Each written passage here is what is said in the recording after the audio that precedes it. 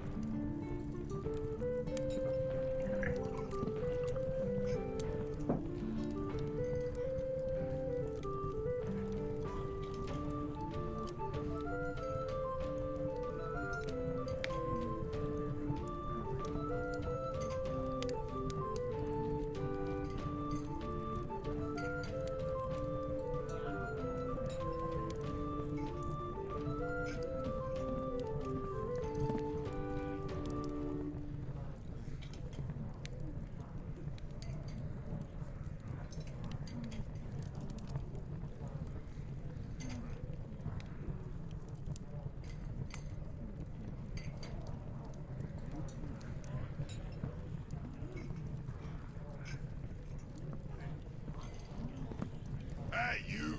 Leave your axe at the door.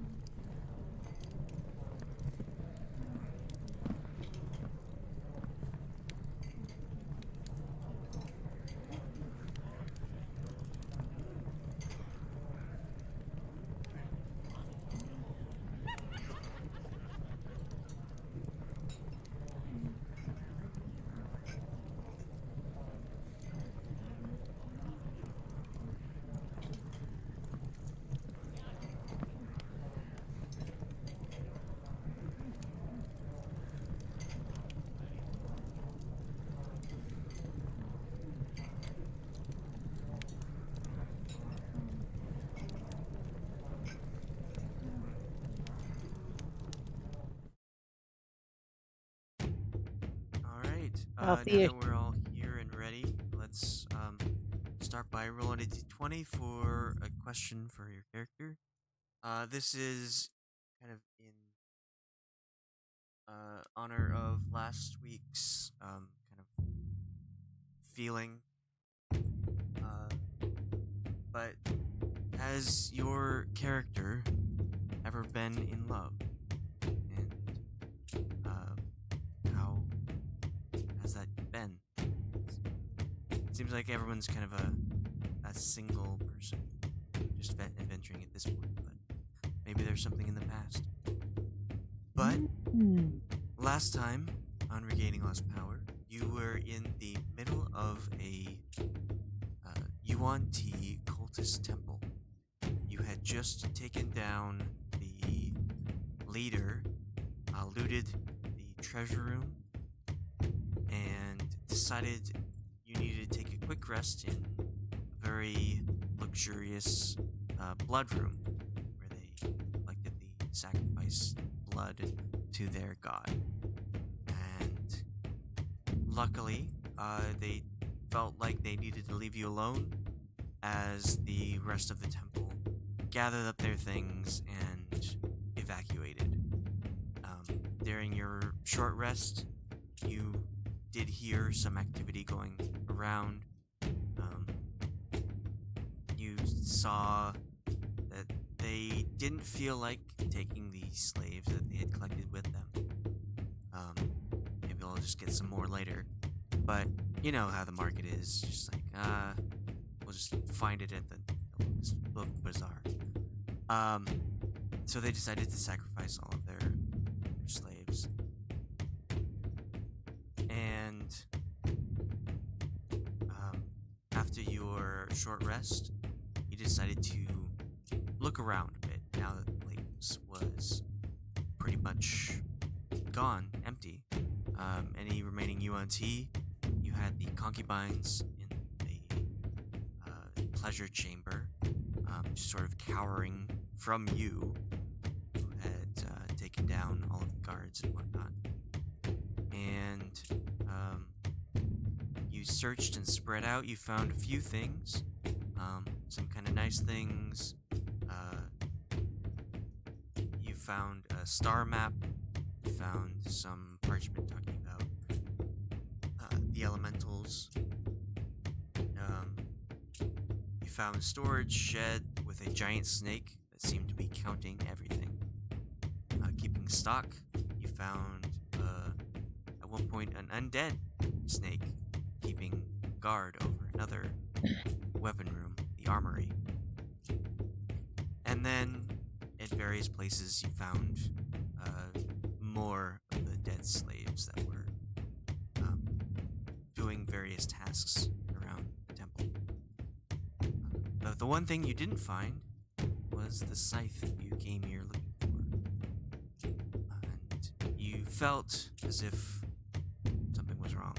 This was supposed to be where it was. It was at the temple, beneath the peaks of flame volcanoes. And that's where you should have been, but that's not where this was. And as you were deciding to just get the last of the nooks and crannies of this temple, you found out that the entire place was being brought down by a multi-headed dragon of various colors. And so it kind of made you pick up the pace, search everywhere, and once every spot, every room, every corridor was looked and spotted and whatnot, you decided to take off. Not before gathering some very valuable poisons first. And you exited out the back door, a cave that led to the rest of the temple. And you headed out. It was getting on in the daytime. You had spent all day in this place. And I forgot to say, as you set up camp, set up your tiny hut, and found a nice spot for your camp, you saw the multi-headed dragon exit the same cave back door exit of the temple. And once it wrecking balled its way out of the stone, it found a nice spot, spread its wings, and took off to the sky. But you settled in. You managed to take your long rest. Ashe cast a restoration spell on Sheila, removing her of the shark lycanthropy. So, I mean, some people like to have a little fun with the randomness of lycanthropy, but you know, gotta be straight and narrow sometimes. And that is where you're at. You got a long rest. Those who can would prepare the spells that they need, and you will get to rolls at this point. So, starting off with Loki, has your character ever been in love?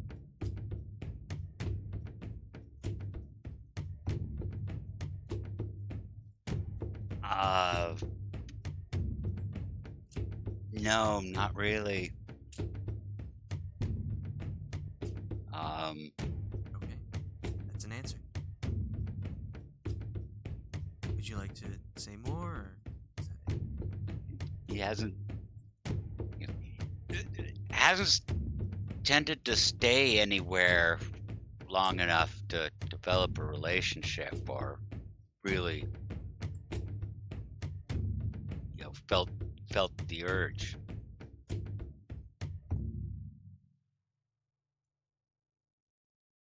He's got goals in mind. feelings in the way. Next up is Ponderance.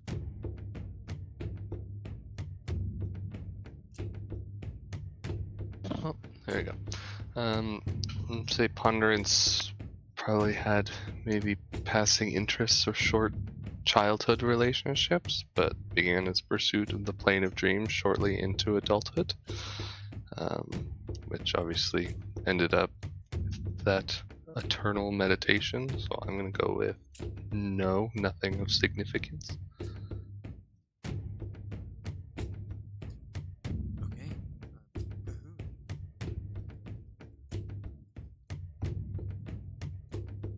Can you hear me? Yes.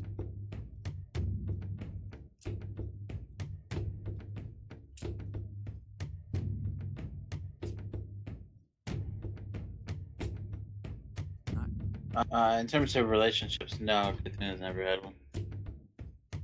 Or, I guess, not been in love either. Okay. Aja.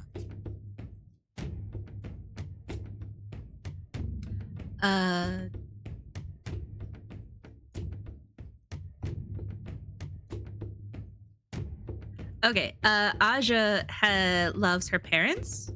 She loves her little brother, but any kind of like affection towards someone that isn't family, she's never experienced. Though there was that one time in the fancy place when we first met the lady and her husband, there was that one guy, and Aja wasn't sure quite what she felt towards that, but she's pretty sure that wasn't love, maybe interest, but outside of that, no, she's never experienced love for someone that isn't her family. It was something.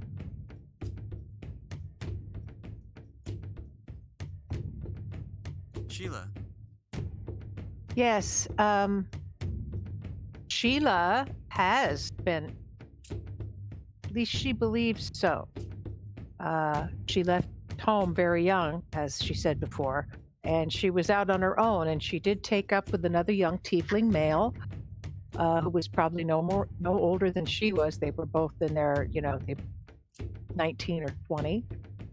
And they traveled together for a time, but because she often performed in bars, he liked to drink, he liked to gamble, and he often spent time with other females while she was on stage. And eventually, sadly, one night while he was sleeping it off, she left on her own, left him sleeping in a barn, the inn where they were staying, and she took off on her own. And she did miss him for a very long time, but eventually the sadness softened, and she did find she had a lot more success on her own. And because of that bad experience, she has resisted further strong emotional attachments, although she does have dalliances here and there like anyone would, but she has resisted having strong emotional attachments.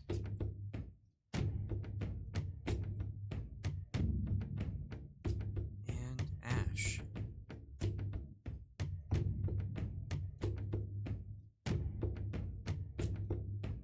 Oh, no.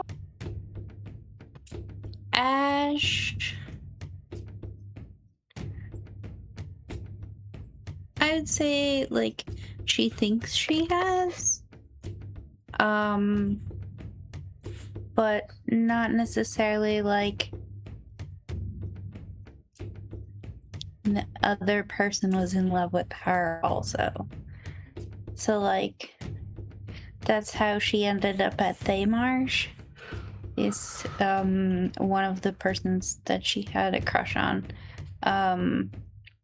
She didn't tell them, but then they got married to somebody else, and she was so, like, miserable, so she went to Thaymarsh. But also, every baby animal or just a like small fluffy thing Ashe is in love with?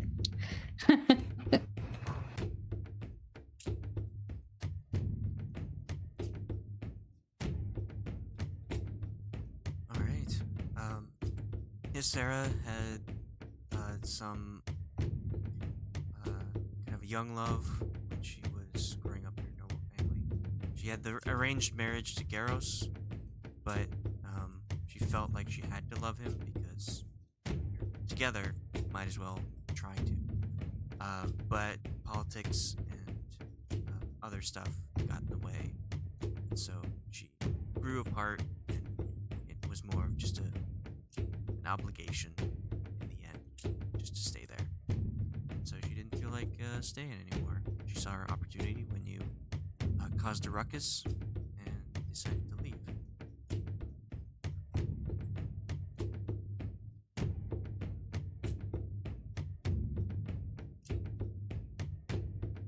But we will get into the party now. You are waking up to your long rest that you've had. You're kind of trying to decide where to go next. What's going on?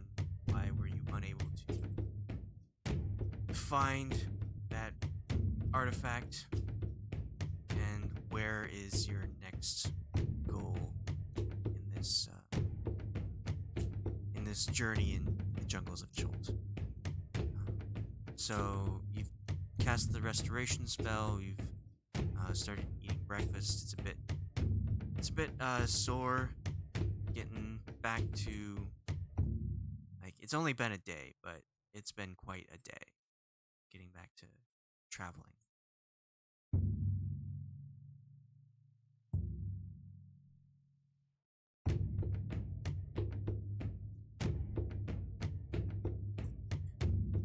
Well, did we agree that we think we were in the wrong place?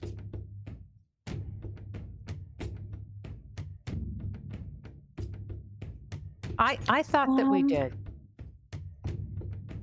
I mean, not necessarily in the wrong place, at least originally, but I think we agree that the artifact is not here any longer.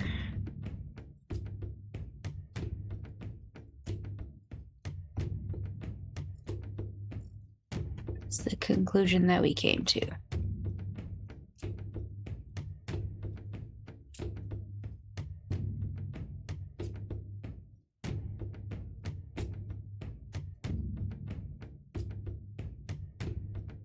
There was a map, right? Like, perhaps we could look at what that, That's what I thought. compare it to like surrounding us. Like, if there's any mountains around us that we could, like, oh, maybe that's that.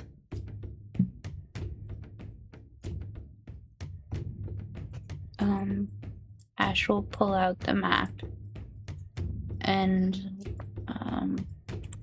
lay it out. Do I have a regular map? We have Yeah. like a map of where the artifacts are, right? Oh yeah, I have a map of Faerun. Yeah. So I'll pull out that one as well as the one that we found to kind of compare.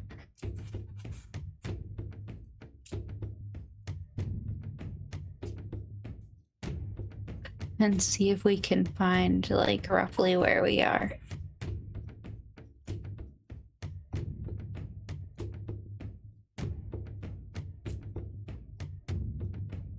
You do see the similarities between the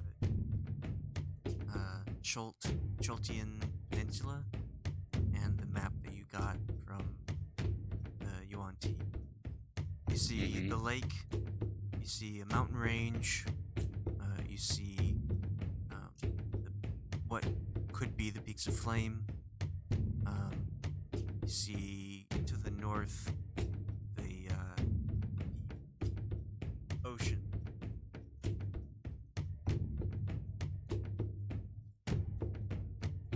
And we see what looks like a convergence of rivers.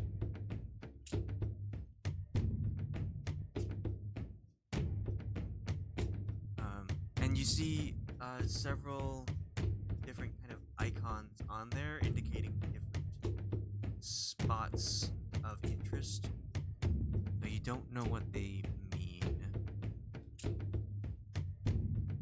There's the mountain range.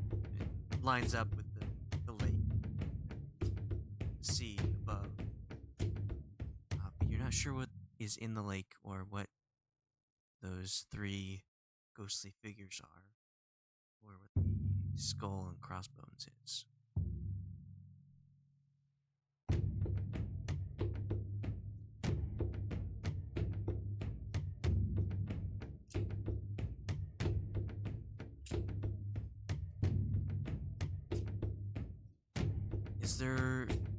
Does anyone have any kind of spell or mechanic that allows you to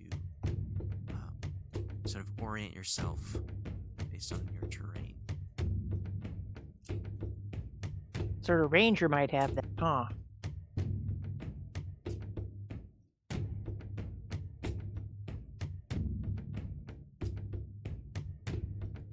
Not that I'm seeing.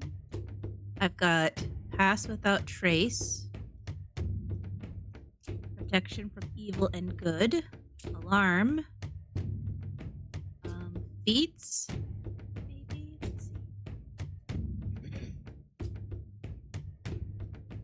I've got walking speed increases, swimming speed increases.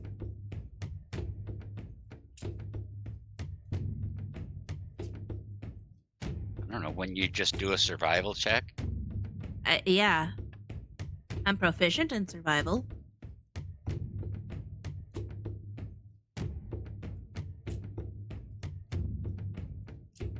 Yeah, you can check out roll survival if you kind of want to get some kind of bearing to what the map is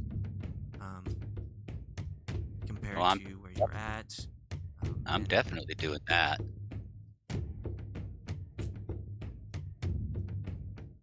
Eh.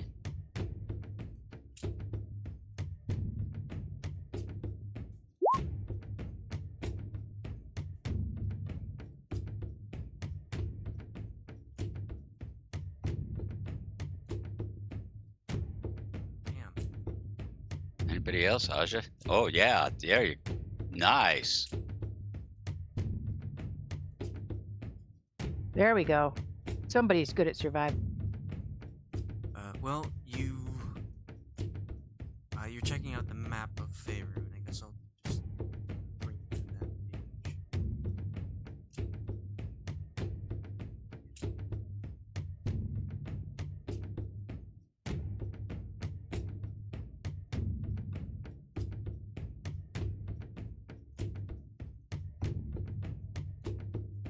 And you do notice that it is right kind of between on the southwestern edge of the lake, the northeastern or the northwestern part of Peaks of Flame. When you were exiting out of the cave, you did know that the area you were inside of was kind of a mountainous area, so this could be like under the Peaks of Flame, but it doesn't really match up with the Yuan-Ti map itself. It looks like the peaks are a bit south of where the temple is located.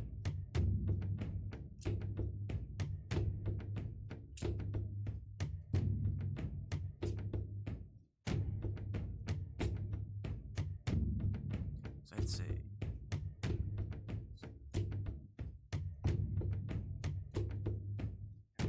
down here.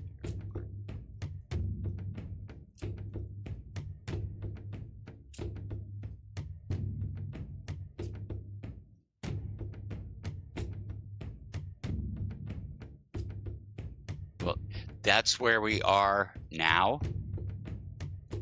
Yes. What direction did we come from to get there? Well, you from start, this up. place, right? yes, you started at the porch up there Right. when you got the guide. Okay.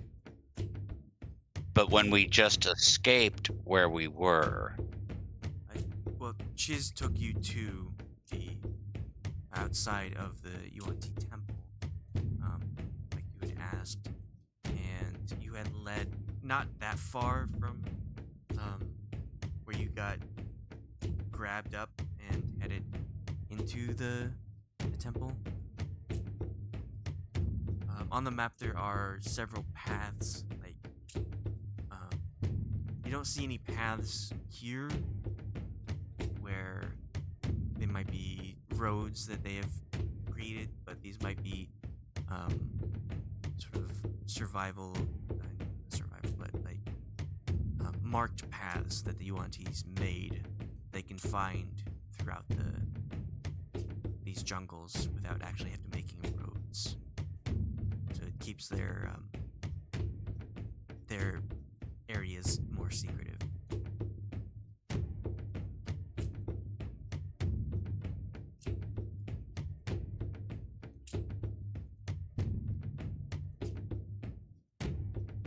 Is that what we're kind of determining those three lines, those three brown lines are? That on the UNT map? Yeah, with that 28 survival, you can tell that they are paths that lead to the temple. You don't like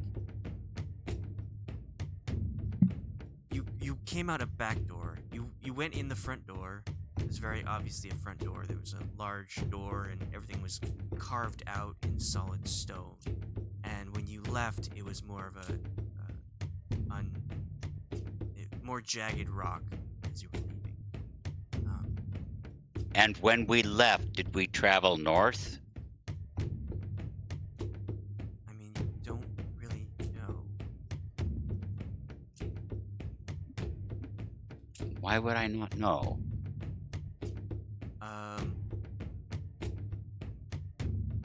You don't really have any kind of sense of direction in these jungles. That's why you needed a guide in the first place. He kind of just kept walking in a certain direction. He took you down a path, and then after a couple days, that path ended, and he just started going through bare jungle.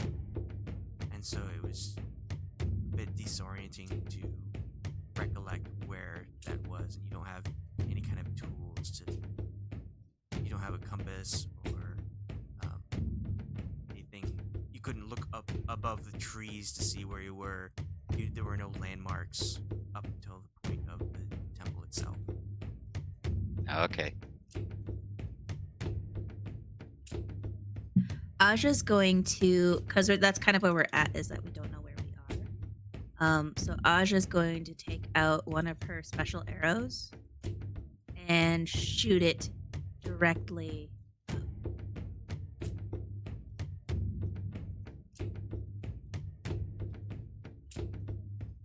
Is the distance of that like 60 feet?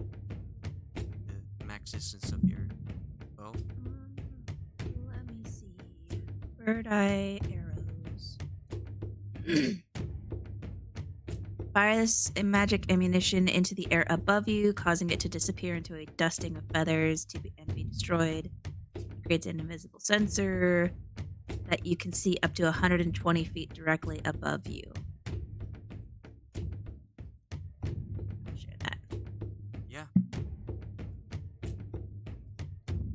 So yeah, you can shoot that straight up, and you'll see 120 feet above where you're at, and you can look around the full 360-degree sphere. It's kind of in a location where you're at. We'll take that survival still at 28. After you do that, everyone sees you go into this trance where you're looking in the eyes of this arrow, and you see in one direction about maybe 50 miles, you see large, very large volcanoes. The mountain you just came out of, I mean, it was more closer to a hill, maybe, compared to these huge volcanoes. And you kind of look around, you see the river leading into a lake. You see mountains to just this direction.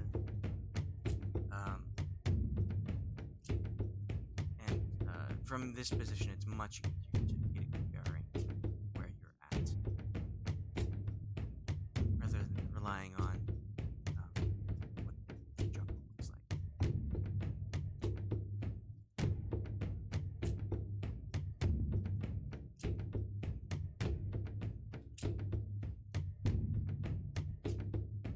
Okay. Am I able to relay the information of like which way's north, based off of the map that we have of the real map and the cult map? Am I able to navigate where we are exactly and which way is north and south and east and west? Yeah. Now that you have an actual like bird's eye view, you're able to orient yourself correctly and see where to go next, possibly. Whether you choose the lake, the mountains to the east, whatever those three ghostly figures are to the east, or the volcano to the south. So now that you've got a good orientation, any survival roll that you make to kind of find your way to wherever you're going will be made with advantage. Sweet.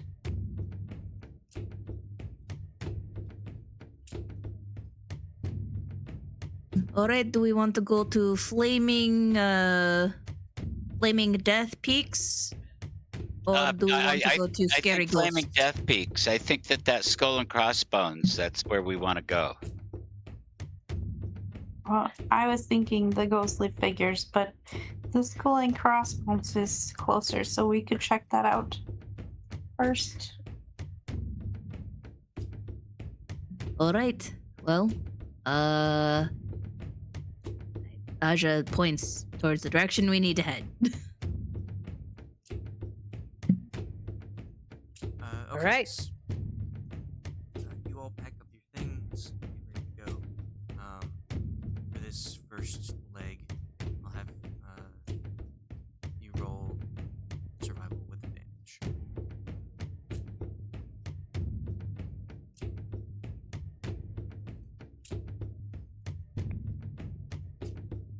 Are we all rolling it, or just Aja? I mean, can anyone beat Aja?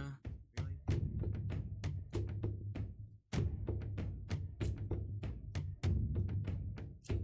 All right. Tits up, and I'll make my cape do its thing. Let's head out. Do I need to roll survival? Yes, please. There's a 1, and there's a 2. Okay. You're still doing really well. With that new information, it's a lot easier to get your bearings.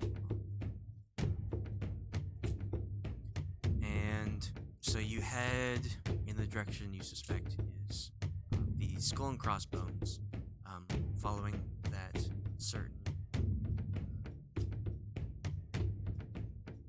dark green jade.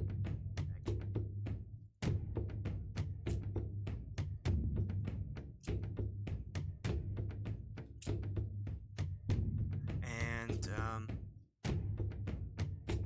it's you have a good idea of where you're going. Without the guide, without Chiz, at first it seemed daunting, but you feel like you are able to make it. He taught you quite a bit about this area and how to not die immediately. Even if something looks like a cute monkey. Don't touch it or look it in the eye. And you head that direction, walking down.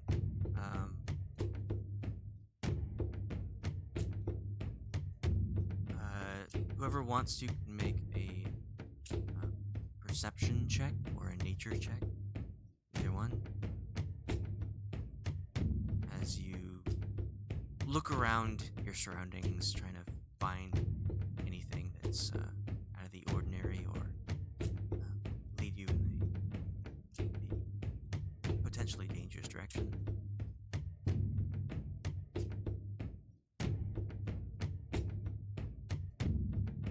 Cocoon, that is a persuasion.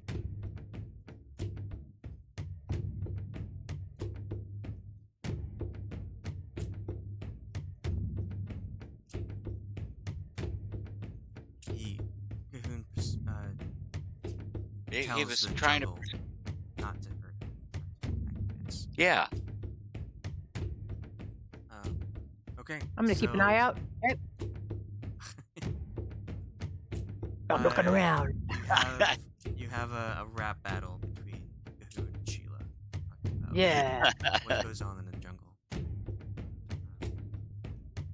You do pretty well. You're walking down. A lot of the foliage that you see is kind of familiar in the sense that Chiz explained some of the things. It's mostly trees, ferns, shrubs, a lot of rocks out of place. You don't see much in the way of water itself. You're kind of going away from the rivers and the lakes that you're used to. And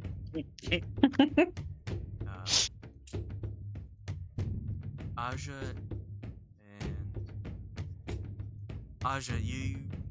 you're keeping a good eye out, watching every spot, making sure that you know where to go. You have that kind of mental image in your head of the bird's eye arrow, and you're the first to see and hear something coming from the western area as you're heading down. So on your right. I immediately pull up my hood and tell everyone to hide. I'm like, Okay, something's coming from the west. Everyone hide. If you're hiding, roll stealth.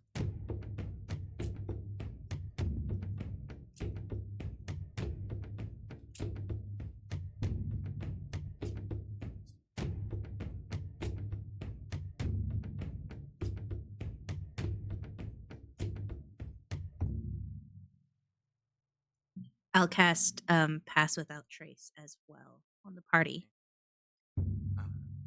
So, as the rap battle goes on, suddenly they need to stop and be quiet, and you cast your spell.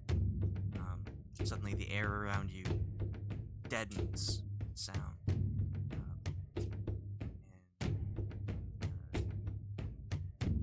and it's a lot quieter. You still hear some of the shufflings. People are still kind of uneasy about what this sudden news is, and you get down and look, and through the brush you see a fairly small, about chicken-sized bipedal lizard walk out, kind of looking around, its head darting around, as if it noticed something but wasn't sure what it was.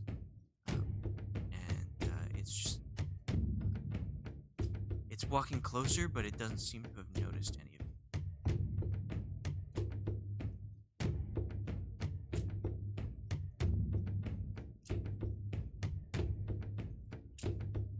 Is there anything you'd like to do?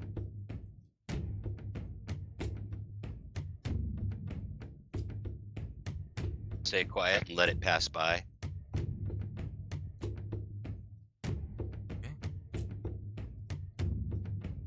So you're hunkering down, waiting. It seems to be taking its sweet time looking for any kind of grub or small rodent grass gets around. But after maybe 5 minutes, it decides that whatever was here that it heard is not worth it, and it disappears back into the foliage. And you hear it make its way away, like get to about 50 feet, where the sound of its crunching feet ends.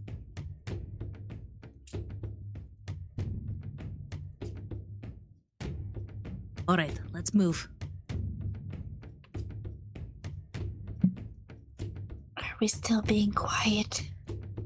I mean, I have passed without trace, so that should help us be a little more quiet. But I think if we just keep going normal pace, not trying to be too stealthy, I think we'll be okay. Okay. Okay. Okay. You continue on. You feel as if you're able to get to a normal pace. You still have that like stealthiness to it with passive without trace. Keeps that silence around you pretty well. But you continue on your path towards those volcanoes. And after some time, maybe a half hour, you come across a clearing. You see in front of you, the jungle opens up a little bit. There's still a few trees and rocks that are spaced around this clearing, but what you notice is there are quite a few ruins. There's probably about 3 used to be houses here that have collapsed and started growing vines on them. It's covered in mold and whatnot. And scattered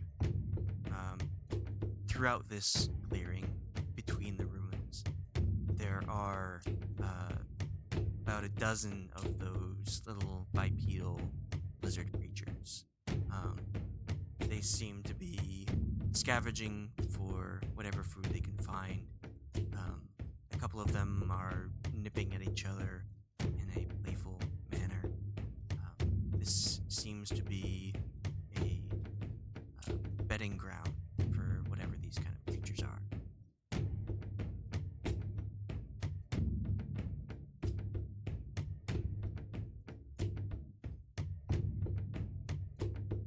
Can I try and do it?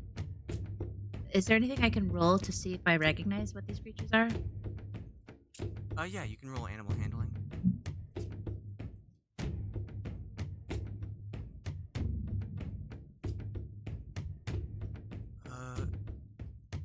So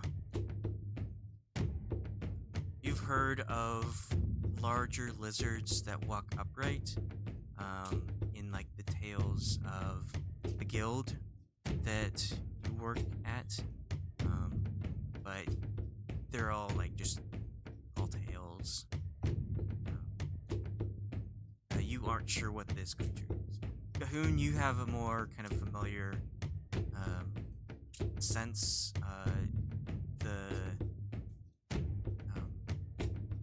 faction that you're a part of is tries to keep in touch with all of the animals that are throughout Faerun, regardless of where they are and if they actually interact with these animals. You know that even though this lizard walks upright and is pretty small, chicken size, I mean that's bigger than most lizards, it's still kind of small. You do know that they can be kind of a bit dangerous and shouldn't be messed with, especially if these creatures are in packs.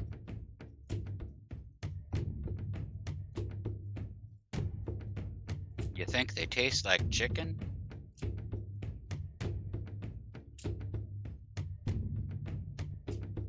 All right, how do we want to, do we want to attack these? Do we want to try and sneak past them? Well, they haven't attacked us. We're not necessarily hungry. We don't need to eat them. They probably haven't noticed us. Could be. Well, do we need to? Okay, we need to pass through where they are. Is that the issue? Through this clearing? You can go Can we through the skirt? We could. You can go through it, or you can go around it. The clearing isn't too big. It's probably like a 50-foot radius. Do you see anything in the clearing that we need to investigate? If not, we could just skirt around it. Yeah, that sounds good to me. I follow. I don't think we Yeah. can kill them. Let's stealth around these guys. Okay. The creatures seem to have not noticed approach the edge of the clearing, so if you wanted to go around it, it's fine. You are making your way around, keeping low. You put yourself a few feet from the edge of the clearing, so it's quite a bit harder for them to actually see you if they do hear you. And as you're making your way around this clearing, giving it sort of a bit of a berth, you hear again to your right, so from the west, these very heavy footsteps, and they seem slow at first, and then they just pick up speed very quickly.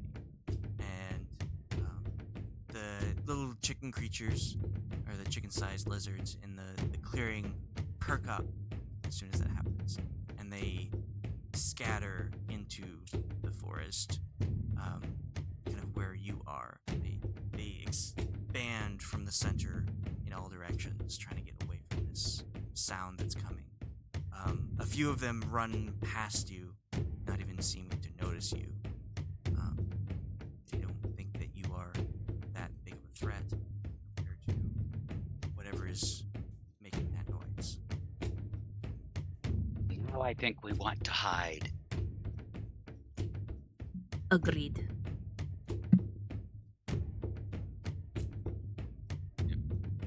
I'll roll stealth again, or what? Yes, we'll have you roll stealth for this, this grouping of, other... Yay! Wow. You still have your... Dang. You still have your plus 10 from Pass Without Trace.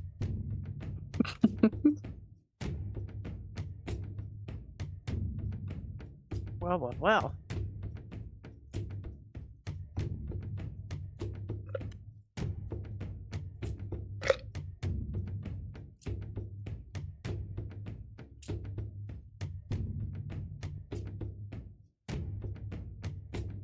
Sheila... Yes? Oh, you need me to put roll stealth.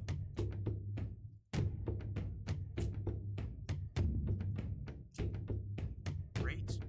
All right. You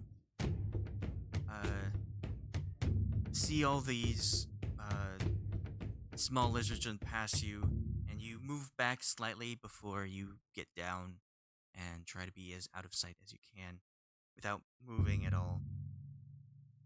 And within a minute of you doing this, the creature that made the very heavy footsteps bursts into the clearing, and you see what you recognize this creature that you've seen before when you were with Chiz that one night. Much like these little bipedal creatures, it's upright lizard, but it is much, much larger, possibly close to 2 stories tall. And it runs into the clearing, bursting through the trees, snapping wood and branches. It pushes its way into it, and it actually takes down one of the ruined walls that was still just hanging on, barely standing still. And you see that it is badly wounded at this point. It has several large scratches in its side. Its neck seems to have been punctured by something. And it's looking to escape from whatever caused this damage to it. But as it slows to a stop and turns to face the west where it came from, the stomping doesn't end, even though this creature has stopped moving. And bursting through the brush right behind it is possibly the thing that caused it damage. Roughly 3 stories tall, instead of just 2, is a bigger version of it, except this one has a sort of tri-horn with a shield head atop it, and it immediately tries to go for the first one. And it's kind of like a cool battle that's happening in front of you. It's these 2 creatures, one defending itself, the other attempting to take the first one down, start gnashing at each other, their large toothed mouths, biting at legs, necks, bellies. Their tiny arms don't seem to be doing a whole lot until they clash abdomens together and start shredding little bits. Is this the same kind of one that we saw before The smaller one is. with the guide? Yes. Okay. And the bigger one gets a good chunk on the smaller one. The smaller one makes a roar in pain. And once more,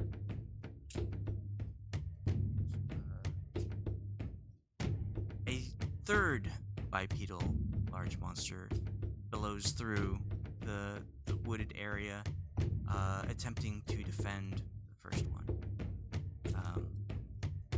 And you see that the larger one was winning at first. It seems to have its go, attempting to both take down the first one and defend itself with the second one.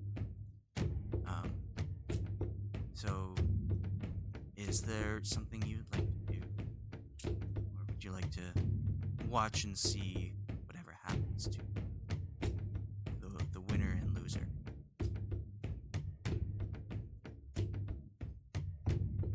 Watch I'm on and it. see. Yeah, as long as we're not part of it.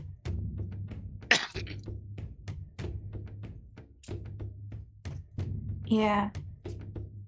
Unless someone else seems to think otherwise, Ash will just watch.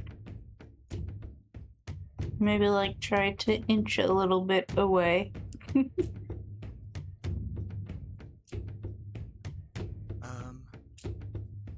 If you want, you can roll animal handling. Whoever would like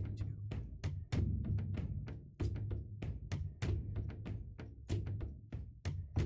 For what? Animal handling? Oh, we must have. Oh. Do we have a ranger in the group? Somebody that can do that? Let me look here. I'll try it. Well, I'm not good at it. Anyone can roll to see what their knowledge Oh, of yeah. animals are. I'm gonna cast Calm Emotions.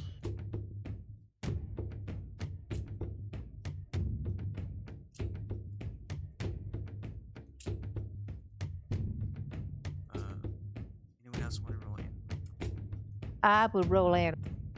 I hope I. Oh, dear. Very good. consistent. Oh my gosh, that is. So consistent. You all see this and you're kind of in awe. You barely saw the first one when you were with Chiz. And it was dark and you were like almost directly below it. But now you just kind of stare at these creatures and wow, this is like dinner and a show. Ashe, you do recognize that these creatures are too preoccupied with what's going on with each other that they have no idea that you are here.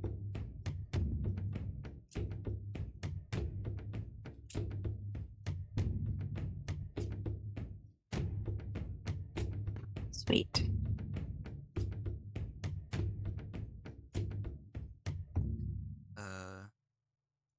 So you just sit and wait for one to finish, or the two to finish, whichever one wins.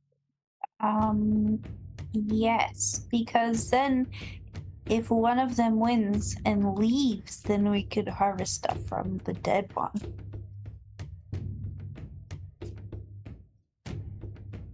Okay. So you watch this battle ensue.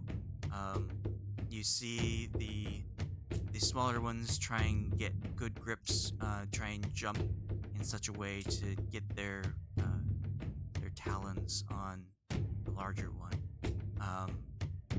The horns and the shelled head offer quite a bit of offense and defense against two of the smaller lizard. And after a couple minutes, you recognize, Ashe, that the smaller ones are really doing poorly. The larger one gets good gores in the sides. It starts tearing up the second one that tried to defend the first. And after another couple minutes, the one that seemed to be trying to defend the first is so injured that it has a little bit of life preservation, and it flees to the north, leaving the grievously wounded smaller one to the fate, whatever the larger one decides. And with that, the larger one finally gets a good angle, its head in, and manages to flip the smaller one on its side, and finally goes for the neck, tearing it out, and it doesn't take long before the smaller ones finally stops moving. The larger one kind of sniffs around and makes sure that this area is clear as far as it knows before it starts feasting on the smaller one.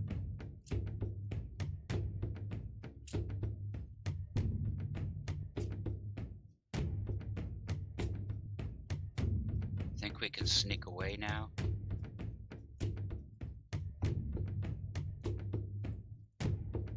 Or we could try and take the big one down. Boy, I wonder how much damage it's got. Tell how damaged this is? Does it look all bloodied up? It looks pretty well damaged. It has several large cuts in its side. It's got blood all over its face, though you don't know if it's from itself or the others. But yeah, It's also almost 30 feet tall, remember? That's nothing. The bigger they are, the harder they fall. Oh man, I wish I could ride it. I wish we could tame it and ride it. Wouldn't that be fun?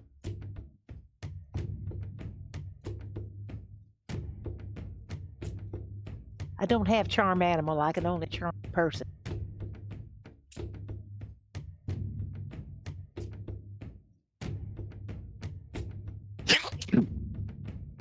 Well, what would we get off a critter like that? I mean, what could it have on it that would be, useful for us? I mean, is it worth it? Balance. I have some platinum. What? In its pockets? I think. Yeah, it would I keep us think if we honor. could just sneak away, let's stay on mission would be better. But I think so too. We don't need money. Should check its teeth. See if it have any gold crowns. Yeah, I suppose so. No, let's get out of here. That was very entertaining. I was very entertained there for a moment. I mean, what if we try to bring a trophy to God? Exactly. I agree. If we kill it and we bring it as a trophy, like to Chiz, even, he would be so proud of us. I'm in favor of bringing it back to curry favor with our ex-guide and the hunting church. Agreed. you just All wanna right. do something. All right, you guys go right ahead. What's your One plan? bite. One bite is all it will take, my dear. I don't care how damaged that thing is. He can chomp you up, and that would be that. If he swallows you, I can't bring you back. We'll just have to wait for them to get pooped out. That's right. That would be horrible. How? So you said it looks decently injured. Are any of its legs struggling? Can I see any kind of a weak point? With the 12 gold, it's really difficult to tell. Target point.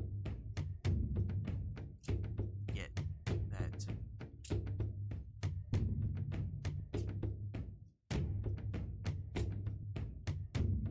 I don't know what to say. It would be hard to figure out how to really get in there. It seemed to have taken on two of these things. I mean, I think we should just wait till the big one leaves. You do remember that the Chapel of Omu was all about taking down big game.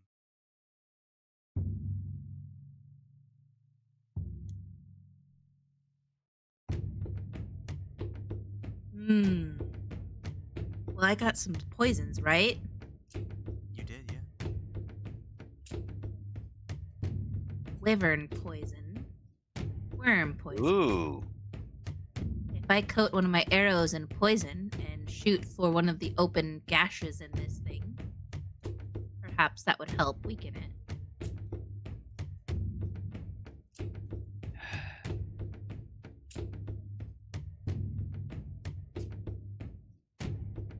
All right. You just don't stand next to me. I'm gonna stand over there. I have some of the floating bubble gum. I'm gonna pull you up in the air out of reach. The pack of it. Oh yeah. That's good. If we get high up, if you guys can get into climb the trees or something higher up, so then it's gonna have a harder time getting us. It's 30 feet tall. Well, the bubble gum per piece. Look at his You up little 20 feet. arms. Height is only a number. You think this guy's got like a 30-foot jump? No way. Look, I bet. We're all legs. I'll stay on the ground, thank you. Okay. Well, I'm gonna coat one of my arrows. in Okay.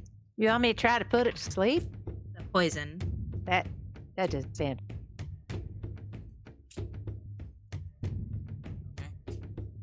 Well, if you are attacking it, you get one surprise round.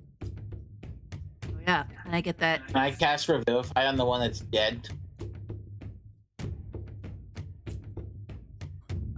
It's been longer than a minute since it died. I can help somebody fly if they need to. Um, I'm gonna have my bubble gum ready. Now I'm gonna run in and try to hamstring it. okay, I'm going to use. I'm pretty sure the purple worm poison is more valuable, so I'm going to use the wyvern poison.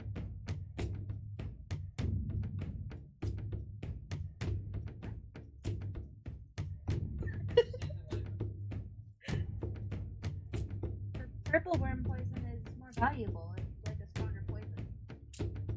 Is there It's anybody harder that to needs get. me to cast fly on them? Sure, if you want to cast a fly on me or something. All right, I'll do that. I'll cast fly on you. It's a clay pot. Is that like a single use or is that a few uses? With arrows, it's 5 arrows. Okay.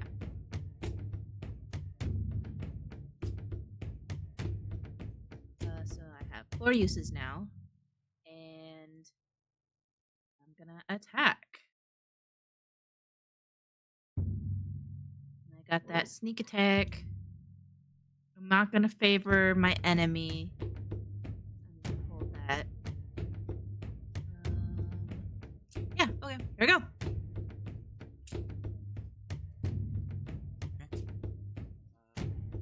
And I get to re-roll, right? 1. Yes. So 27 plus 2. 29. That's 9 piercing plus whatever that poison, wyvern poison does, plus 6 sneak attack. The wyvern poison is a DC 15 con save, or take 7d6 poison damage, half on a success. So I'll have you roll 7d6.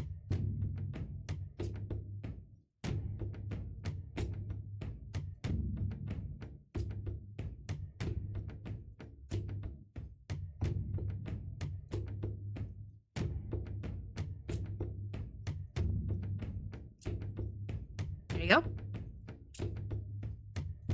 And I am still, if I need to roll another stealth as my bonus action, I can do that too. You want me to roll another stealth? You do have one more attack. Oh, yes, I do.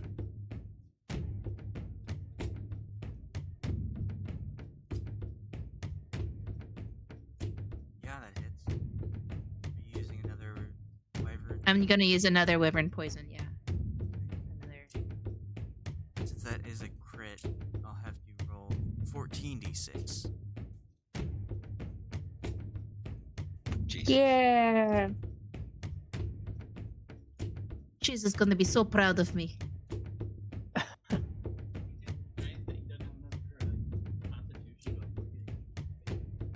shooting for its open gashed wounds. Look at his arms. He's got no defense. Can't smack those arrows out. To shreds, you say? To shreds. Oh dear.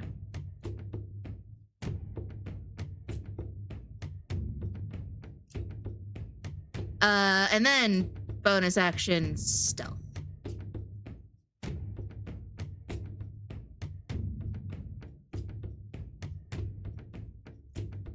Okay. So whoever is engaging in this creature, I will have you roll for initiative. You all don't have to.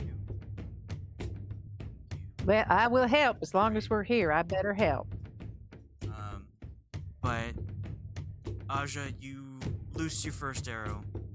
It goes out and hits it in the behind as it's feasting upon the smaller lizard.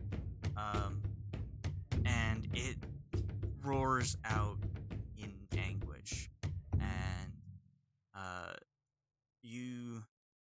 turns to look at where the source of this pain came from. And with that crit, you manage to go directly in the throat. And it attempts to make another roar in pain, but it seems to have punctured the vocal cord, and it just like a pathetic whine comes out. Oh, feeling bad.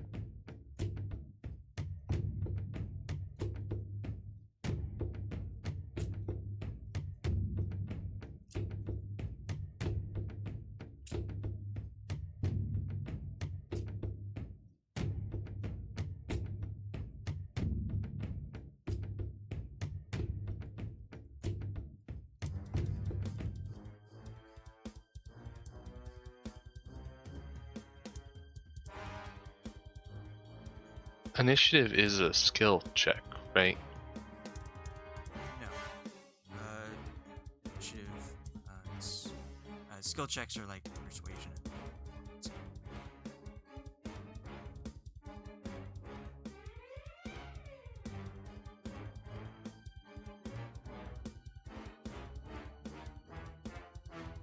I had rolled a 23 as my initiative.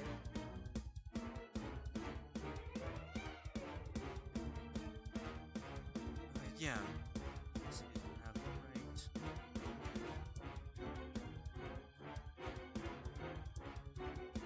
Just keep it. There, it doesn't. It's.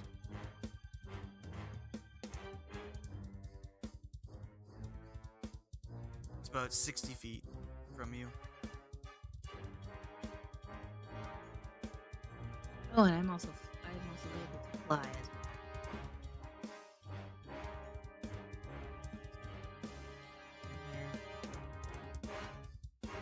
You need Tad, Ponderance, and Hysera.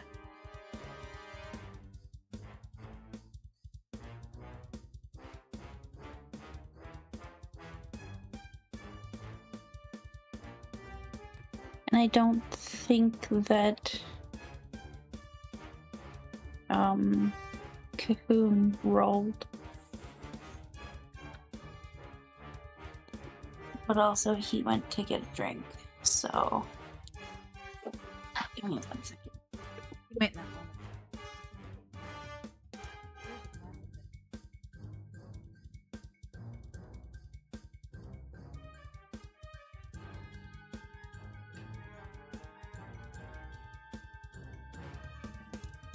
They're gonna make us like president and vice president of the hunting guild.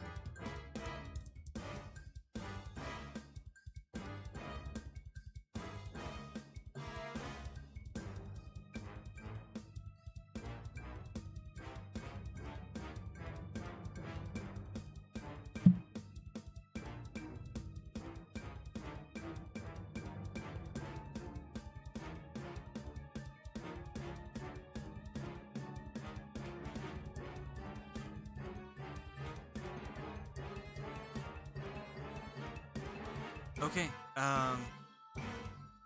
so that was Ash's turn. Surprise her.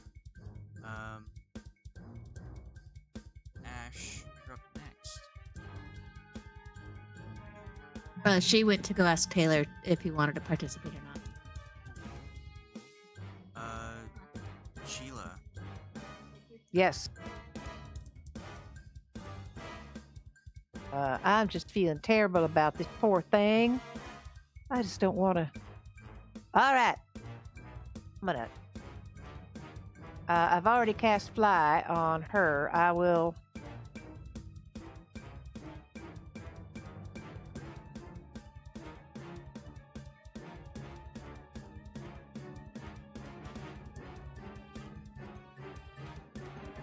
I'll just hit it with a Eldritch Blast. Guess as long as we're hurting the poor. And this is. It's been so long since I've done this. Is 2 of them, right? Do I have 3? Just 2 right now. At level 2? 11 you'll get. Okay.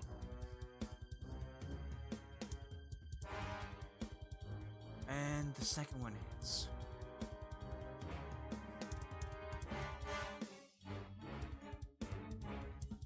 For my bonus action, I will give inspiration to Loki. He hasn't gone yet, has he? No, I haven't. Okay, so there we go. He gets bardic inspiration.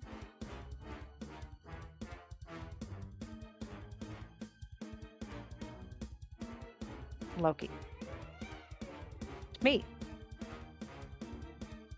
Okay. Is Ashe back yet? Yeah, she is. Ashe. Alright. Taylor said Cahoon is going to participate, but he is using the bathroom at the moment.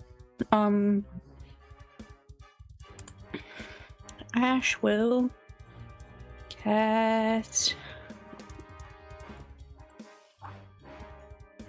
Guiding Bolt, I guess.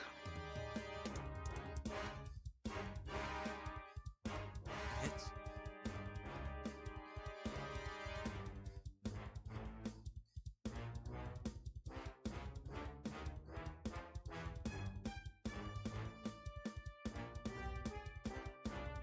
Roll damage.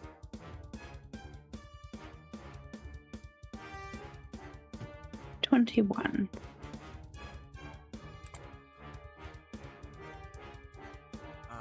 All right. And I think other. You've been hitting this thing really hard. It doesn't know what hit it. And the next attack against it has.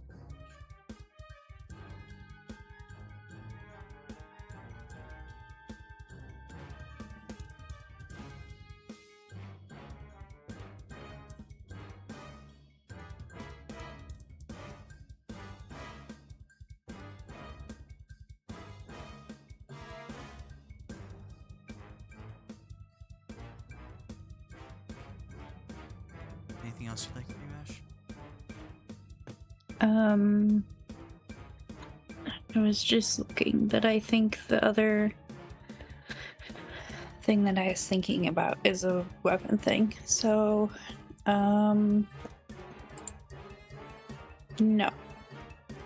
I think that's it. Okay. Is Cahoon? No, he's in the bathroom. Okay. Ponderance.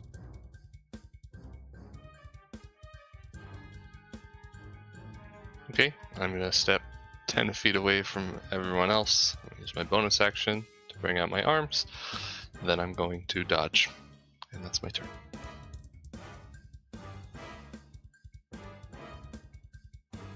Okay. Loki. Okay.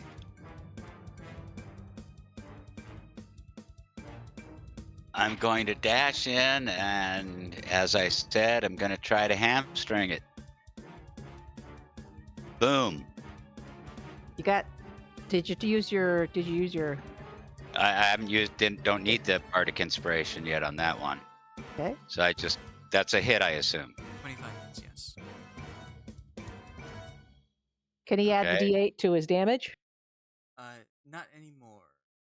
You switched subclasses. Well, I have another hit to go. Yeah. So you go for the legs, and you slash them up real nice. You see that the large creature is really feeling it now. It seems like the poison is really coursing through its veins. As you cut it up, quite a bit of the blackness from the poison starts seeping out of its veins. It doesn't Ooh, look nasty. All right. Well, I hit it again, It's and so I mean, should I use the bardic inspiration on damage? Can I do that? not anymore. When you were a swords bard. When I was what, bard? When Sheila What? was a swords bard, you could add your D8 to damage. Oh, okay. All right. So now I'm not understanding. So what can I do with bardic inspiration? It adds to saving throws, ability checks, or attack rolls, but not damage. Okay. Well, I don't think I need to use it on this attack roll either. No. Do I? Does it hit? For damage. Okay. So, there rolled for damage. All right. And for my bonus action, I'll go with yet another hit. And to this, I will use my bardic inspiration. Okay, roll. Is it a D8? I think. Yes.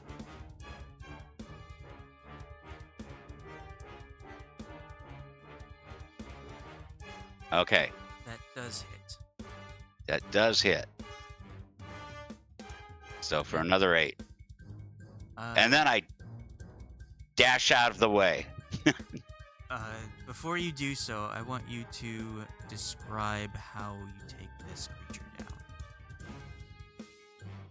Yeah. Well, like I said, I ran it, and I mean, this sucker's big, but I could see the tendons in its leg, and down near the foot, and so I just gave a mighty hack at that, and it bit pretty deep. So I pulled back and did it again. And now I've just got the blood is gushing out, and it looked like he's about to topple over. So I did it one more time and started running like hell in whatever direction I thought it wouldn't fall.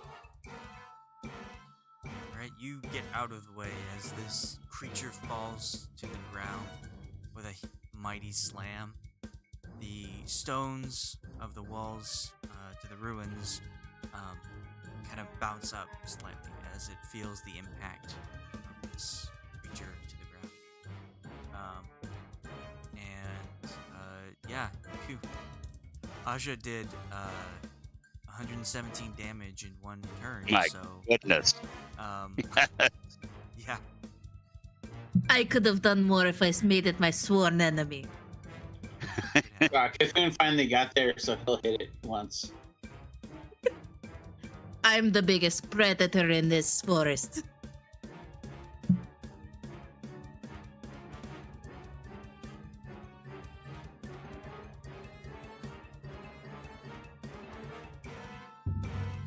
Watch out, bears. Okay. So yeah, you have taken down a quite large creature. It didn't know what hit it until it had already fallen. So now what are you going to do with it? I'm gonna carve it up, I guess. Try and take its teeth, its horns, Alright, so mark it. I fairly recently got a book that has a lot to do with crafting and scavenging and harvesting. So I'm gonna have 2 people make checks if you are harvesting the creature. It's gonna take a long time Okay. as well. Can I ask what would be the roll? Would it be a medicine roll or a survival roll? So one person will roll intelligence, just your straight intelligence, and add any proficiency bonus if you have survival. You have survival proficiency or expertise. And then the other person will roll dexterity and add any survival proficiency bonus to that. And since you have 2 monsters in front of you, 2 people can go for the big one, 2 people can go for the small one. And I want those intelligence plus survival proficiencies, if you are proficient in it, to roll for me. So Does having decide- 4 arms help with the dexterity check? do they? Oh. Because this Yeah, is it's up to determining you. what you can harvest from it and how well you harvest something from it. So, Ash, do you have any proficiencies in survival? Yeah, she's a fucking plus 10. No. Okay, so that's a 15. Which one are Yep. you going to check out?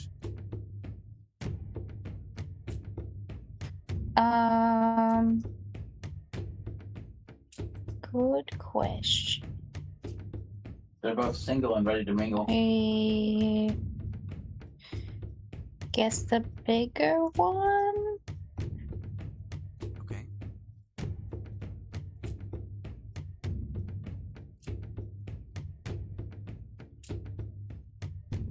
I'm also wanting to harvest the bigger one. I am proficient in survival. I do have that where I double my proficiency for survival. So I have a +10. If that matters. So double your proficiency would be an 8 because your proficiency bonus is 4. Mhm. But that's still really Yes. good. You got a 29. Excellent. So that's a 15 and a 29. Who would like to attempt to harvest the smaller one? Dad, if I'd do any good, but I could try. Is this one of them survival skills? Yes.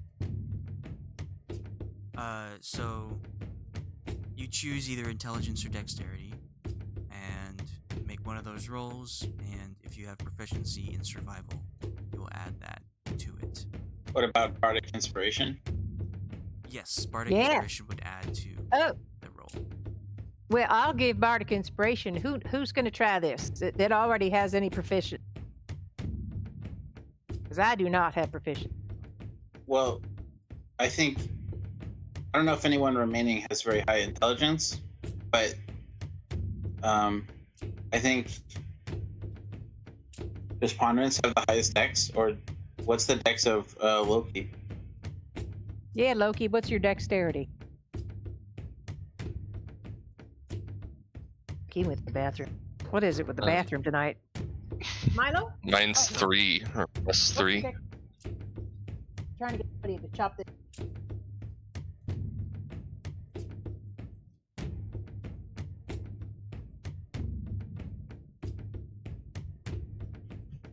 What's your intelligence then? Okay, let's have you. Ponderance? Okay, he's got a dexterity of 18. So a 4. Yeah. Yeah. So I'll give you No, I Bardic don't think- Inspiration again if you want to do that. Well, of the remaining people, nobody has high intelligence, so you should probably give the Bardic Inspiration to the person who needs the intelligence roll. Whoever has a bonus in, if anyone has a bonus in survival. I thought you said then- dexterity would be all right. We just figured out that Loki Well, had that. we have that. What I was saying is like the people who the second person has to roll dexterity. Oh, Which The means first I have person has they- to roll intelligence. There are 2 rolls that have to be made, an intelligence and a dexterity. These 2 can add a proficiency bonus to survival if you have proficiency in survival. So a +4. Or an expertise, but I don't think anyone else has expertise. Right. So what I was saying is we need the most help on the intelligence roll. We don't need as much help on the dexterity roll because we have a +4 with Loki. That's my thinking. And this is an unconventional roll, so I'll ask again. And I want to rule about it, but I have knowledge from a past life that gives me a bonus to ability checks with a skill. This is not strictly boosted by it, but has the impact. Could I use my knowledge from a past life on this check? Yes. So then I can take the intelligence roll and then I get a plus 1d6 to it, which averages out to being about equal but more risky to Loki's dex.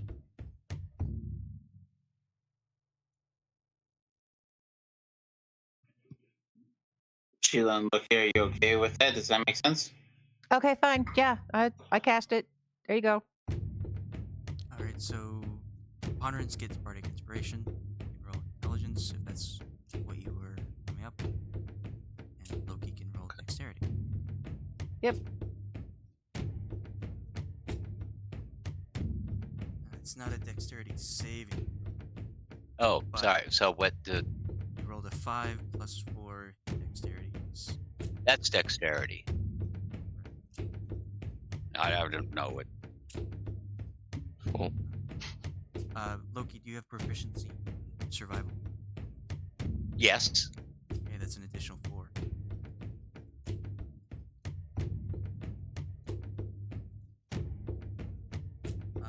Ponderance, do you have proficiency in survival?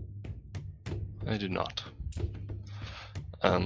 I do have a player inspiration though. If I should give that to Loki, what do you guys think? Sure. Loki's total roll is 12 plus 4. It's a 16. We're taking I the think first that's- one, which is not 9 plus Oh, I see. 13. Yeah. Yeah, go ahead. I also have my inspiration that I could give him. Depends on how important you think this is. We're on the smaller one, right? So I don't know if it's incredibly important, but I will give it if people want to. Ponderance, you also Give have Cthulhu. D8 to roll. if you want to use it. Oh. Yeah, because it wears off after a short rest. Is that right? 10 minutes.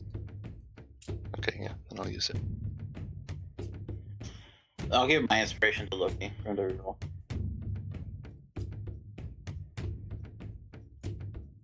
Okay, Loki, you want to make another dex roll? They're not saving. Okay. Dex roll.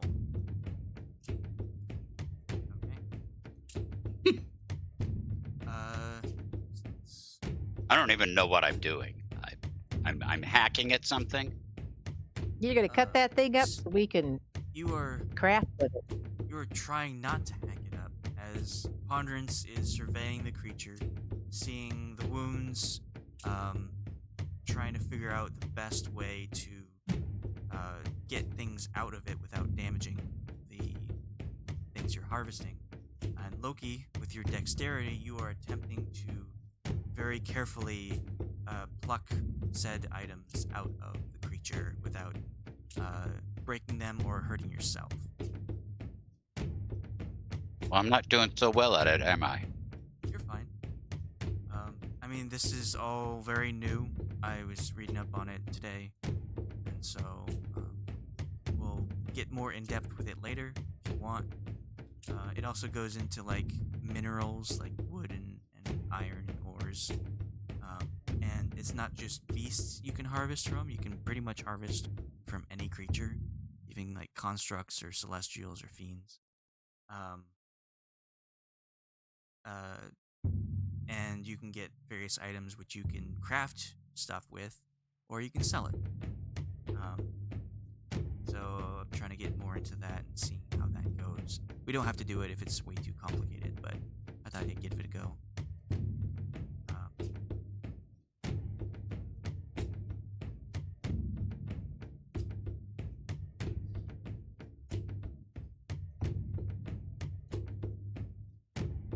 Well, how did we do?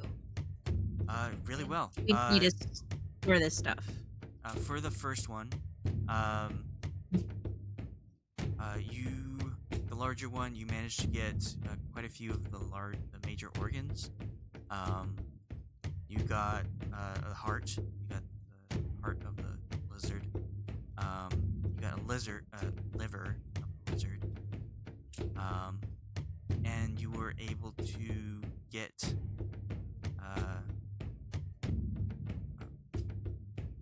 a pouch of teeth and a feel of blood. So, chat.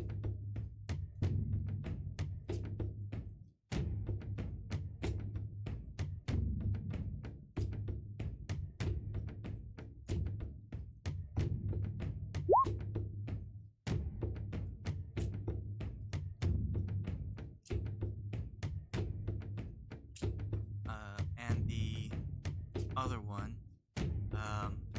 not as good, but still pretty good.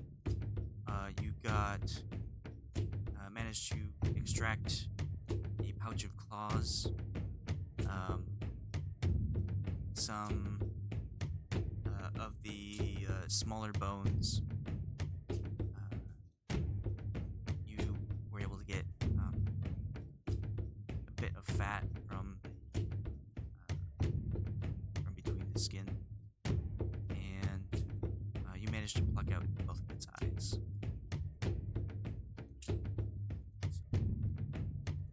Yummy.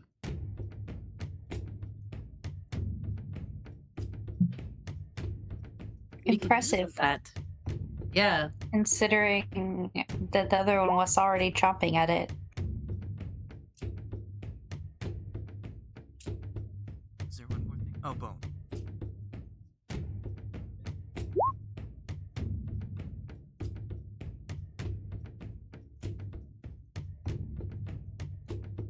And you can label the larger one as Triceratops, because it's kind of Tyrannosaurus, Triceratops, and the smaller one is a Trace. Can't think. Tyrannosaurus. Got it. But yeah. So label that in your inventory. Make sure you label it because we'll come back to it when you want to sell it or craft it, and make some cool stuff with it. Hmm. How much does this stuff weigh? The heart is pretty heavy. I'd say it's like, I'll say 10 pounds. Liver's probably 5. Teeth, maybe 1 pound. And the feel is weightless. Defile. Is that how you pronounce it? It's like- AHCHIAL. It's like vile. It's like vile, but with a F noise. And then the pouchy claws and the eyes are pound each. The fat, a bit more, with 3 pounds. Smaller bones, probably like 5 pounds. I don't know if anyone has any ways to like preserve this stuff. So I guess just bags of holding. Yeah, the bags of holding are like very preservative. They keep them fresh, like it was recently killed. Okay. Are you putting it in yours then? Yeah, I'm putting the Triceratops loot in my bag of holding. I can put the other ones in mine. Sounds good. Also, I have 2 of these scimitars. If anyone wants to use them, they do extra poison damage from the snake guy. Not sure if I don't think I can use that.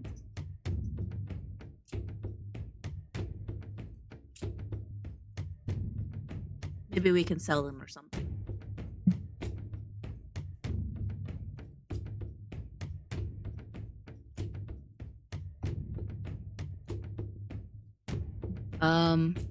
All right. Well, shall we carry on, or do we want to check out these ruins here? I mean, what's left of them? In the time you've taken to harvest these creatures, the pass without trace has gone away, and with the smell of fresh meat, the smaller chicken-sized lizards are starting to make their way back into the clearing, seemingly brave enough to get close to all of you.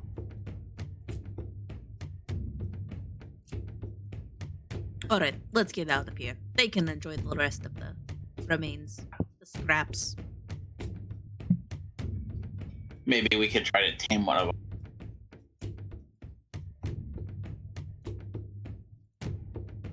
Just try and grab like the nearest one and shove it in my bag.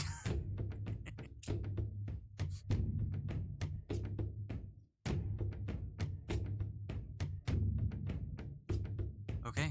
So you Onward. continue on southeast towards the volcanoes, and you leave those little chompies to their new feast. They will probably eat for a while until something bigger comes along.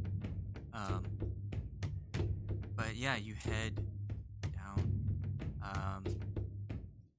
Make another survival check, Ashe, with advantage.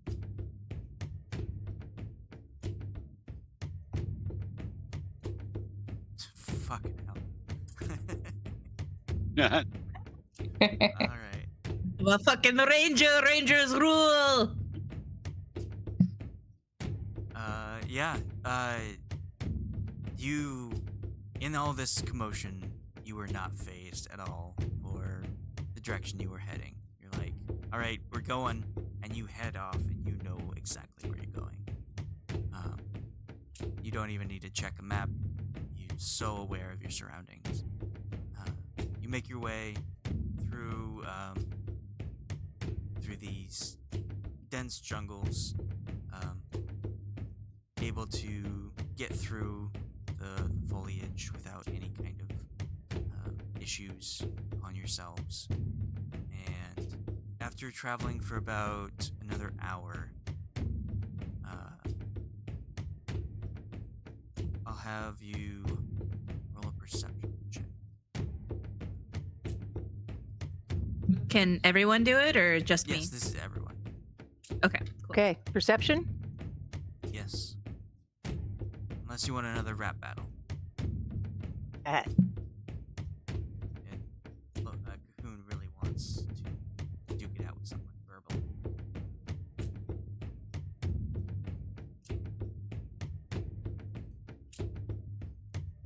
Because he is not aware of anything that's going on. Alright, we got, Aja, did you roll? Oh, yeah, you did. Yeah. Right. You're continuing on, Perception.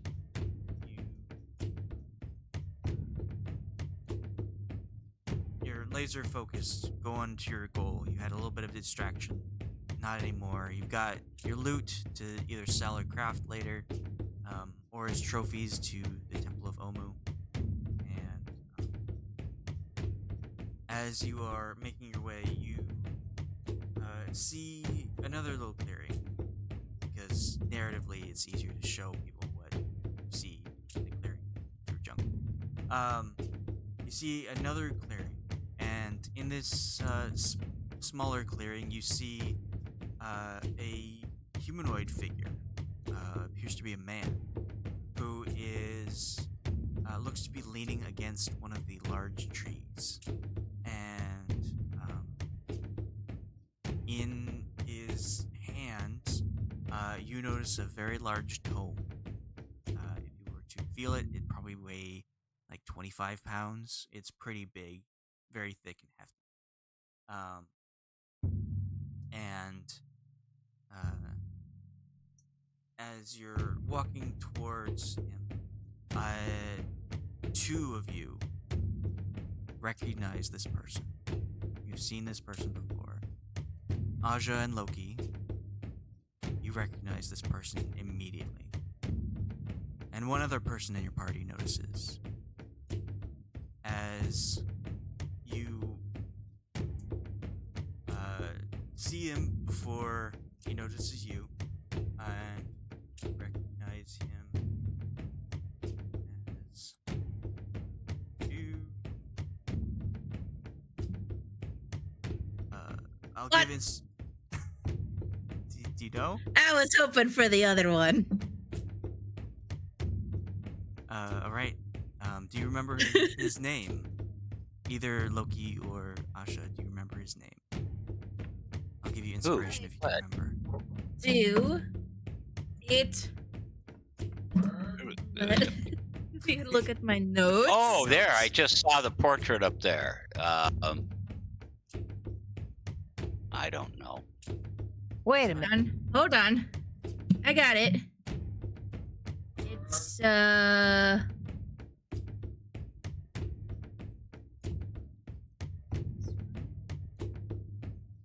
his name is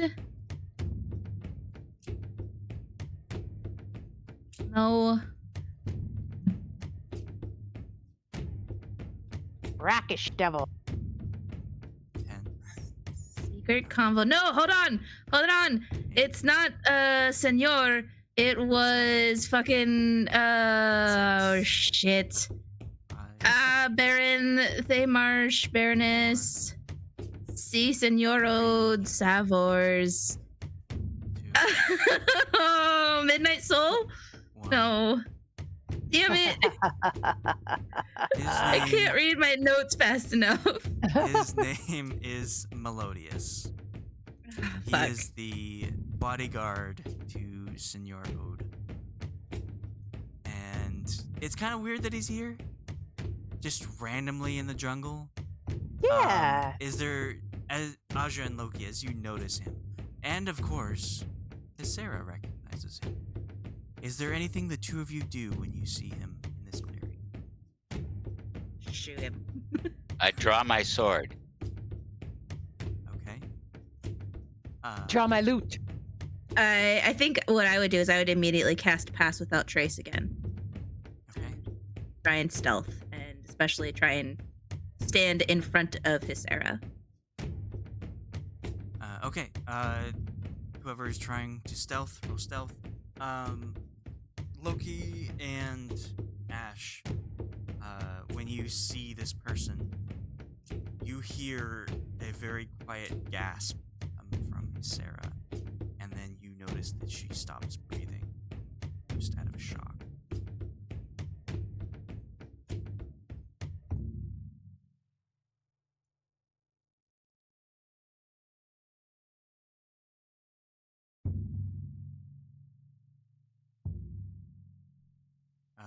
Anyone else rolling stealth? I'll roll stealth. Charging forward. Okay. I didn't remember the guy, so I'm just following everybody else's lead. Some people are hiding. Good. You hear Aja cast her spell again that she cast before that dampened the air around you. So you can feel like maybe something's going down with this place.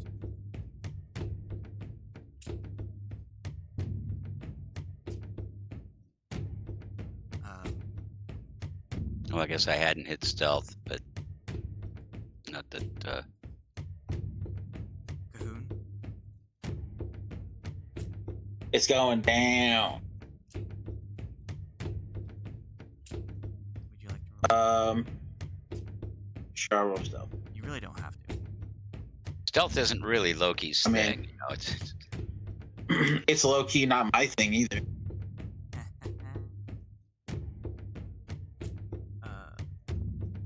Okay. So I'm just standing still. So Aja casts her spell. The air around you once again dampens with quiet stillness, and you kind of hunker down, like just watching what Melodious does. He's just leaning against a tree, reading his book, very large book.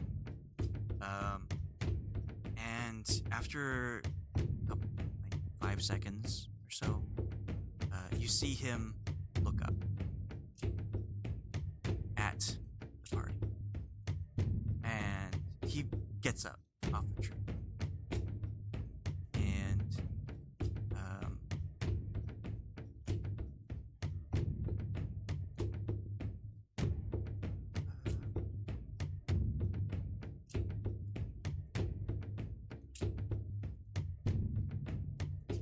it was Sheila and Aja. You notice that depth perception doesn't really work in this case. It looks like he was too far from the tree to actually be leaning against it, but he just pushed himself off, and as he moves forward. He takes a couple steps towards you. He snaps his book closed, and with a heavy thunk of pages, the book immediately ignites in flames and disappears without smoke. Just vanishing from sight. Oh dear. And he kind of has this look about his eyes where he's looking at you, but it doesn't look like he sees you.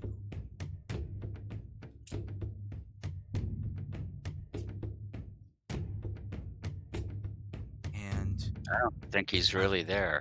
after a moment, he extends one of his hands. From his hands, a shock of electricity jolts out, and it strikes. It is heading towards you, but before it gets to you, it strikes a point, and then it darts to another point, and then it darts to a third, a fourth, and a fifth point. And where these points were, 5 figures come out from nowhere as if they were invisible. 5 reddish, fiendish creatures flying about 4 or 5 feet above the ground appear, and then as soon as they get hit by that lightning strike, they evaporate in flame. No smoke, just disappears. And he stands up straight, and he has this smirk on his face like you see in his portrait there. And in front of him in the clearing, you see a shimmer appear, and a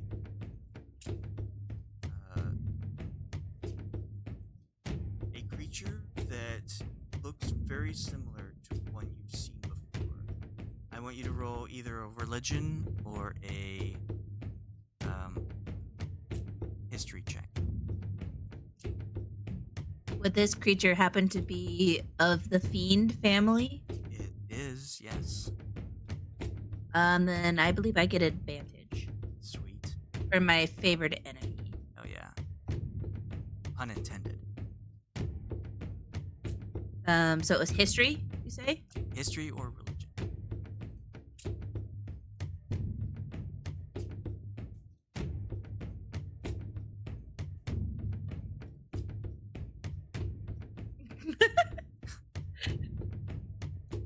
And anyone can make these rolls if you want.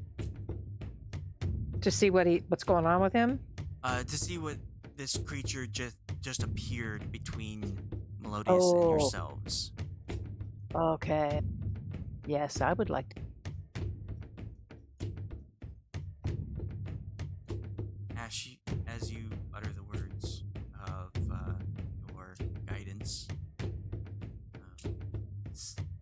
with Pass Without Trace around you, it dampens the sound, but you still are verbally announcing the spell. Just so you know. Okay. Okay, so everyone except for actually Ponderance. I mean, you didn't interact with this creature or the one similar like it, like the rest of the group. Aja, you do not remember. You are so focused on protecting Hysera that you don't really recall what this creature is. The rest of you, you recognize the creature that just materialized in front of you. It's back towards you, but you can kind of see a profile. It looks extremely similar to the fiend that you fought on the boat that sailed into Thaymarsh with a dead crew. Although that one was white, this one is red. And also with those high rolls, you went above 15, you notice that it's not really focusing on you. it turns its head to look at where you are, but then turns back to Melodious. And those who can understand Abyssal.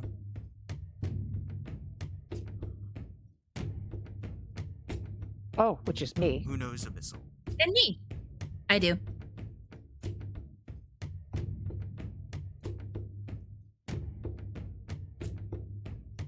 Okay. Mine's infernal, not abyssal.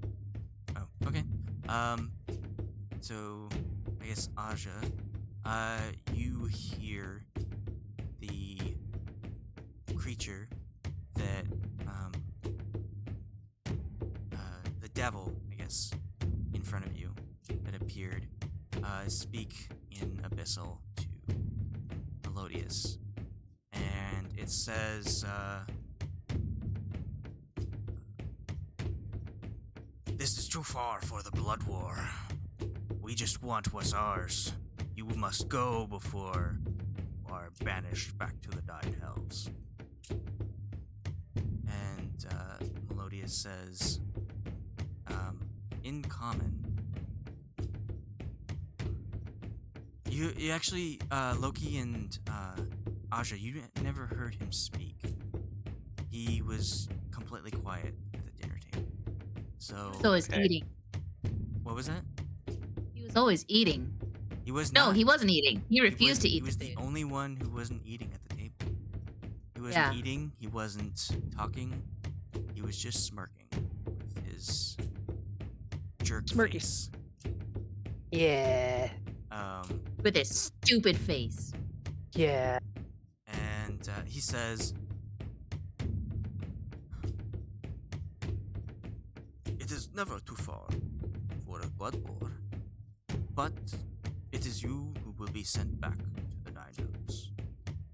I have come for what's mine," and he gestures his head towards the party. "And what is someone else's as well. So, I suggest you leave before I tear your fucking head off." And Oh. in Abyssal, creature says, "Do you think I haven't brought others?" And poofing in, materializing, around it, there are several other of these small creatures. You see more of those flying little imps. You see sort of ape-like creature with spines all down its back. You see a very lanking-looking bone-like creature where its arms bend in directions that it shouldn't normally bend.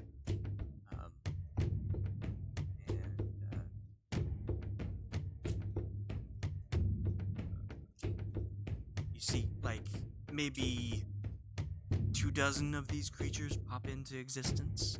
They all face away from you at Melodious. And Melodious says, "Would I ever come alone?" And on his side, you see these little imp-like creatures, though they aren't flying like the devil ones. Kind of fat, little chubby things pop into existence around him. You see kind of a bipedal frog with a shit ton of spines all over it. 2 of those show up. You see 3 humanoid creatures with goat heads, just standing there. And finally, you see what looks like, kind of recognized as a Yuan creature. This woman with a serpent body and female torso covered in armor. She has 6 arms, each wielding a sword. And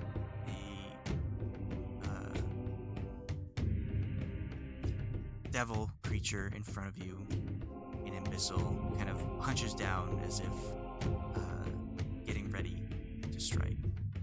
And it says, "That thing is ours. Back off. You cannot have it." And Melodius doesn't say anything. He just flicks his wrist again, sends out these 5 lightning bolts, strikes 5 more imps, and they poof up in flame out of existence.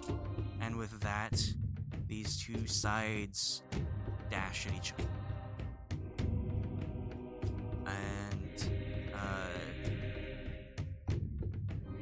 all of the devils, all of the demons start fighting in the middle, except for Melodius. He starts walking around the fight, kind of the circle of creatures, stabbing, biting, dashing, spining into each other. And his gaze is on the fight, and then he slowly comes to where the party is and starts walking towards you. Can I cast Hold Person on him? Yeah, you cast a spell. Yeah, I'm gonna cast Hold Person. Is hold person verbal?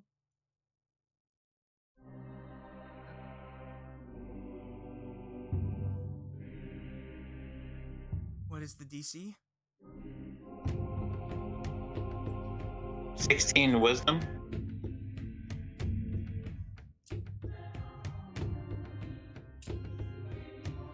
Okay, so you cast the spell at Melodius, and he resumes walking towards you.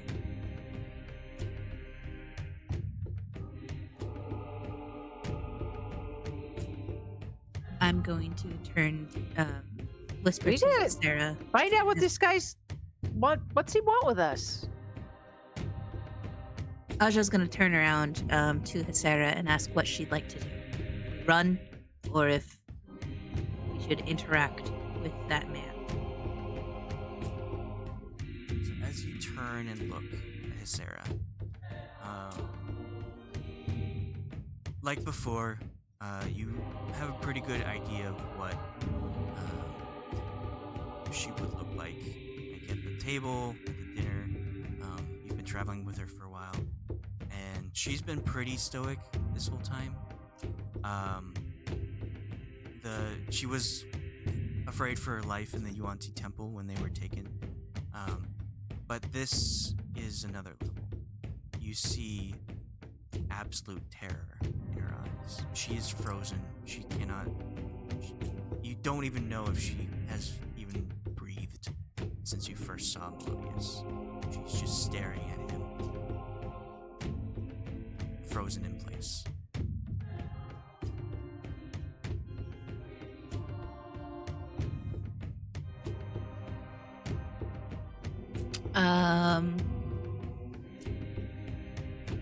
Damn.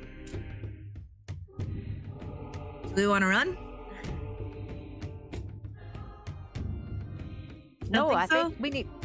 She's frozen with terror, so she's afraid of this guy. Do you want What- to give a what- quick overview to the party about what this guy is? Yeah, we would have done that anyways, but this guy was the bodyguard for Senor Savard, whatever his name was. Oh, the vampire guy, her husband. No. Senor Ode Savors was the head of that guild that runs the guards of the Tri-Cities. And this was Senor's bodyguard. He didn't talk, he didn't really interact, he didn't eat the food, he just kind of smirked. At one point, I think he glared, or he drank wine. But we didn't really know much of him. But he seemed to know a lot of information, like just from his body tells. But he was at the dinner party. Oh, you suppose he's here to get her, steal her back? Then No. we do need to run. Can you? I guess I'm gonna ask Sheila. Sheila, are you able to cast the invisibility spell? I guess I'm gonna use my message to send this message to Sheila. We don't have. Wait. I don't have. Hang on. No, I do not. Got rid of that one. Oh, wait a minute. I do have it. Never mind. I got it. A creature you touch when you cast a spell using cast one additional creature for each slot over the second. So I can cast up to 4. So I could cast it to. I can invisible 3 of us. I mean, invisible is Sarah, obviously. Yeah. Invisible. Okay, I will touch Sarah, and I will use just do my second level slot here, and I will invisible her. Before you do that, do you do anything to get her out of this trance? I try and shake her. Any kind of jostling will wake her up and get her out of this frightful pose. Immediately when she stops staring at Melodious, she says, "Yes, let's go. We need to go now." And you touch her, And she invisible her. vanishes from sight. Okay. Oh, okay. No longer trying to be stealthy. Just trying to run as fast as we can. Right before I turn around, I'm gonna try to cast Hypnotic Pattern over him in the battle. Okay.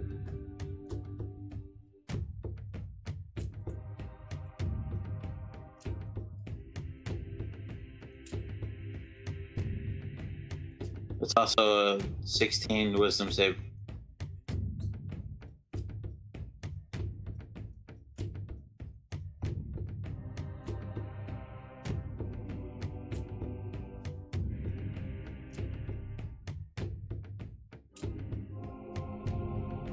Okay, so you cast the spell as everyone else turns. Which direction are you heading? So this was south of you, where you were heading. Go north, east, west.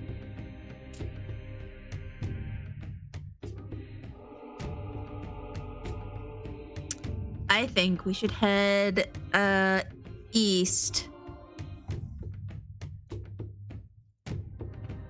Yeah, I think that's the direction we were trying to go.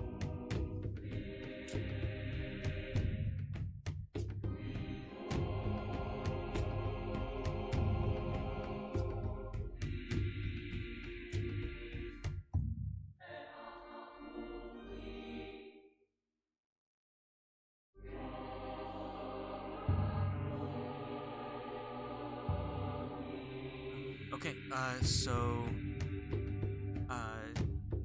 Cahoon, you cast the spell. Melodious does not seem affected at a lot of the smaller creatures, the little chubby imps and the flying imps, they all get hit by this charm spell. The 6-armed Yuan-Ti creature doesn't seem affected, and it just starts slashing through all the frozen ones it can. As well as the one that was talking to Melodious himself. It does not get affected by the charm pattern. But a lot of the lesser ones start to stop move and then get immediately slashed out of existence or hidden by some of the larger ones. You seem to have caused quite a bit of chaos between these two factions. And is there any kind of spell you have to hasten your retreat? I have. Whoa. I will cast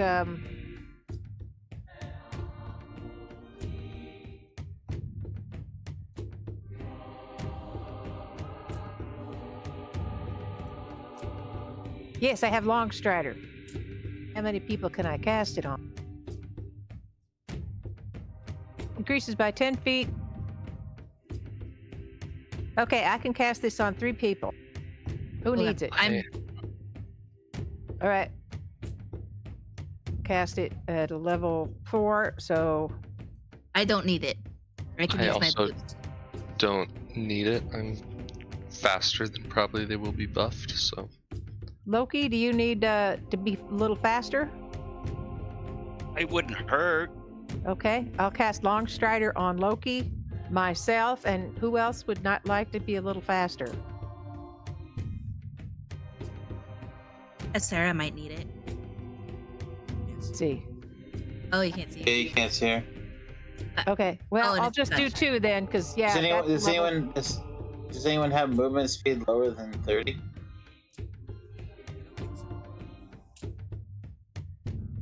Aja can dash as bonus action. No, mine's 30. So it's Loki and I will. Yeah, This is a I'm fast 30. Okay, I can also use so my that boots makes of speed. us 40. You could use it? I can use my boots of speed. Oh, okay, yeah, you have it. Make me super fast. Fast as fuck, boy.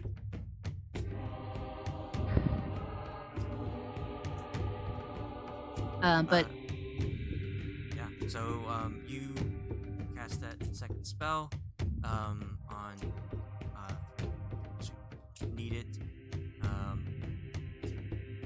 and you start bolting to the east as fast as you can, and from behind you, you hear the voice of Melodious says, "I know where you're going.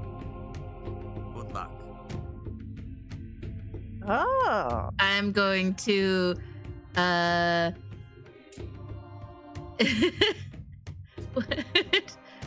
what should we say? Do we respond?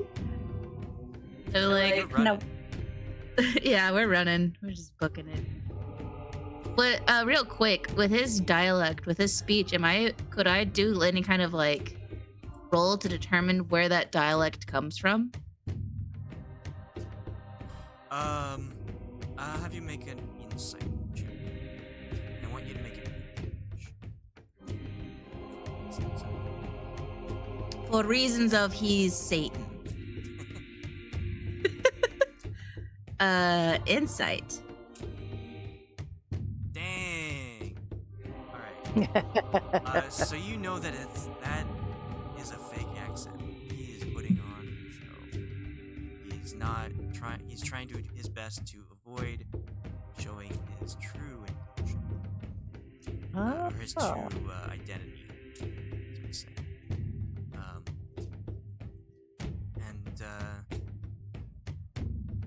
So he is not who you really think he is. Just leave it at that. But yeah, so you Dun, dun, dun. you run as fast as you can to the east. As you run, the sound of these fiends screaming in pain or gnashing, clashing of metal on flesh fades. And you run until you get incredibly tired and you keep running. I want everyone to make Constitution saving throws. You're all within 10 feet of Cahoon. So you have that +4. Ugh. Oh, I did all right. Wow. Whew. That's what you get for getting all those crits. Oh, jeez. This is not the time to be rolling ones. How many inspirations are you going to use up on this? If any. then you're a paladin, right? Okay, is Cthulhu a paladin? Yes. Yes, I'm a paladin. Okay, then I feel like that utility to save other people might be important, so I'll give you my inspiration.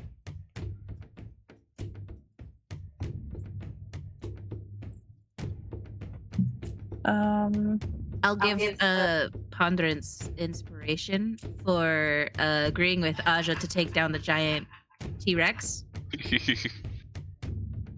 Are we exchanging favors now? Do I need to stay in good graces? No. Just you were the one that had my back on taking that kill because I knew we could do it. And even if it was just you and me, I knew we could have taken it on. And that's courage that I like to see as a leader. And I want to support that. Well, I'll take it. I'll give mine to Aja then. Or being a crazy ranger and doing crazy damage. I'm getting ridiculous number of crits. Yeah. Yes. Please don't roll another one. So It's better than a one. it's better than one. You were gonna get exhaustion of one. But you're running as hard as you can. You're just literally running for your life as you feel as if you might be, with the carnage that you just saw. And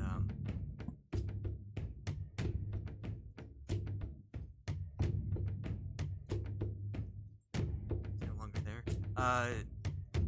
You feel Aja, Ponderance, and Cocoon. You feel as if like you're very winded, as if like something's like coming up, but you feel an extra burst of strength, second wind come on, and you manage to push yourselves past that level of exhaustion. That said, Aja, you are very winded at this point. You feel as if Would I have been able to because I was wanting to activate my boots of speed, which doubles my speed. Would that have helped at all? Oh yeah. I mean, you'd still get exhausted, but you not exhausted, not the exhaustion effect, but like you are still very winded. You are just able to keep up with them with that boost. Okay. The boots of speed. You're able to keep pace with them, but you feel as if you were gonna have to rest pretty soon. Everyone else did really well. How long have we been running? Because so I can subtract that minutes from my boots. Okay. I'll say like 15 minutes. Okay, then I would have used up all of my boots. You have run quite a bit of distance. How much do you get on those? 10. I have 10 minutes. Okay. And as you're all running, the jungle around you starts getting more and more not ferrous, but you start seeing signs of the volcano that has scorched this earth, or the jungle itself. You see pieces of stone that are igneous, and you see ash just in piles around various areas. The Me? forest. Yes, you die. Various piles.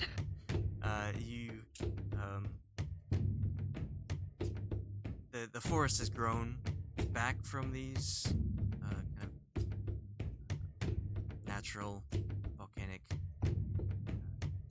anomalies, but you start to see signs that you're getting close to the volcanoes that Aja saw before. And you start to slow down. You feel like it's been long enough. Aja, you feel like you really need a breather. Everyone kind of sees that Aja's lagging a little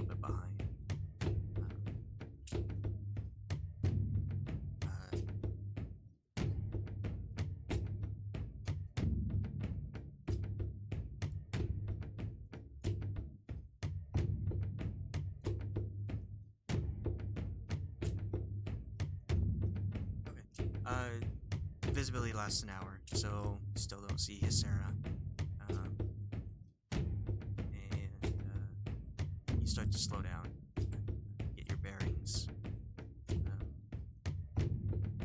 And as you slow to a walk, you start to see more ruins. But these aren't like houses. These aren't settlements. These are more like totemic, like altars, whatnot, to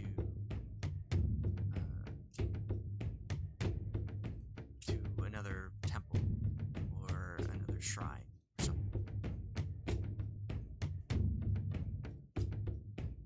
Hmm.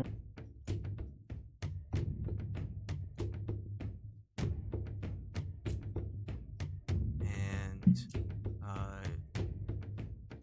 it doesn't seem like there's any rhyme or reason to placement of these totems.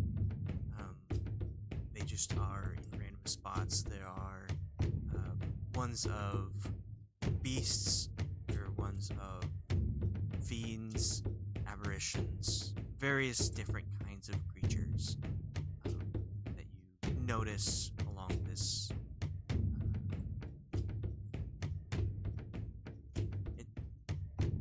Ashe, what is it? Is it it's not ferrous because that's metal. What is like the ashen soil?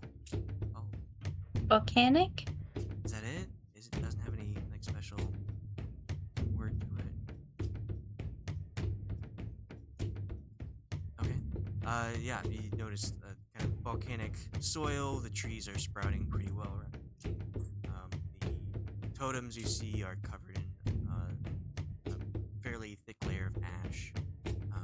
Several of them have chunks of volcanic rocks that have been lodged in the sides of them, but they're fairly covered in vines and moss, as you see in the picture here. And I'll let you decide what to do next.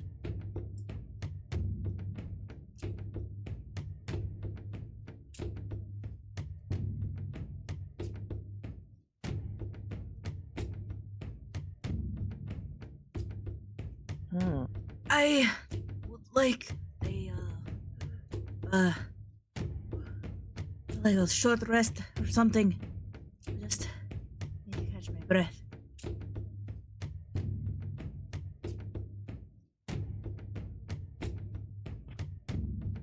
I was just gonna sit on a tree or something. Short rest. Yeah.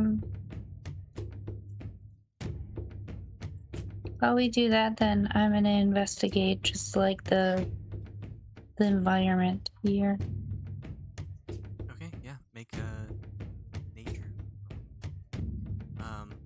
As Aja, you sit down and rest, you feel a very light touch on your shoulder, and you hear Sarah's voice say, "He could see me. I know he could. It doesn't matter if I was invisible. He could see me." So Well, tell me about this thank guy. you. What is he? That's right. At least we got away. He is. Who is he? I haven't spoken much about Senor Savor. He runs the sort of the secret service or the guards that are in the town of Champ.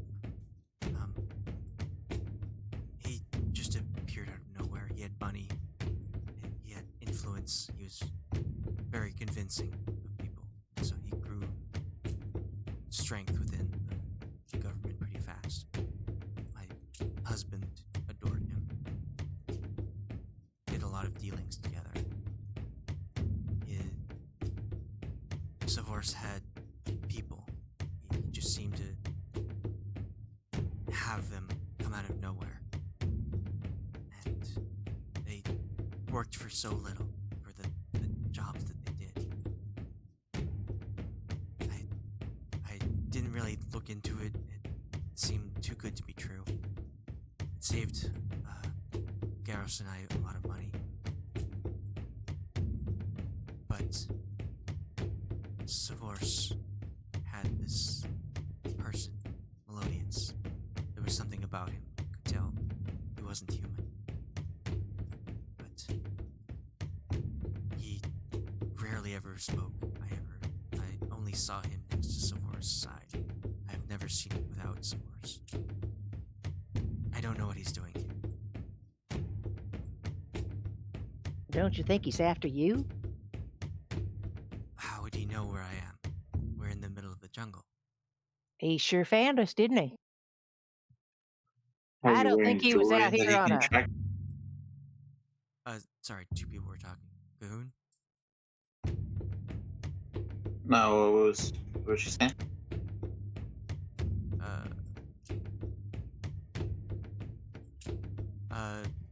Sheila was talking first. Okay, Sheila, what were you saying? Said he sure found us. I don't think he was out here just having a little walkabout. She kind of like looks over herself and realizes something, and then takes her dagger out, throws it to the ground. It's possible he was tracking me using that. I can't use it anymore. We'll leave it here. Maybe. Was it a gift from Senor? No. It was a gift from Garros. It was the last thing I had of the estate. It was just something to remind myself of my last little possession. I thought I'd sell it eventually, but I grew sentimental over it. Aha. They were talking about the blood war. Do you know what this is? Yes. So it has nothing to do with us, though. I don't know why they're here. Blood War is an incredible, massive war that goes on between devils and demons down in the Nine Hells.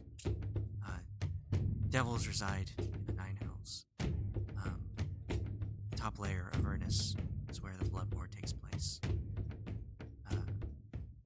Demons come from the abyss, attempting to free themselves into the material plane, our plane, where we exist here. And devils fight for their control over the material plane. They are free to move in and out of the Nine Hells, out of Avernus, but they do everything they can to prevent demons from overrunning the material plane. It's sort of a selfish good deed. They want to control the material plane, but so then demons want to destroy it. So that's where the blood war takes place. I don't know why how did they materialize here? The demons are summoned. They can't get here unless something brings them to the material plane itself. Does anyone in the party, would they have like the history or whatever to? I'm not sure if it exists in this campaign, but I'm pretty sure there's like a blood tracker class. Would anyone have experience with one of those? Like maybe she gave a vial of her blood to somebody, and he's using that to track her. Got nothing like that. The Paladin and Cleric, and possibly the Monk, would know, since the Monk is well versed and spent a lot of time in the library, it's possible that you would all know about the Blood War. Aja, since you know about fiends, you have heard about the Blood War, but don't know exactly what it is.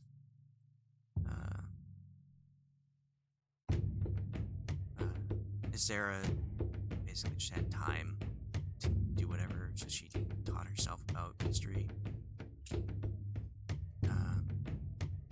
If you want, you can all roll religion.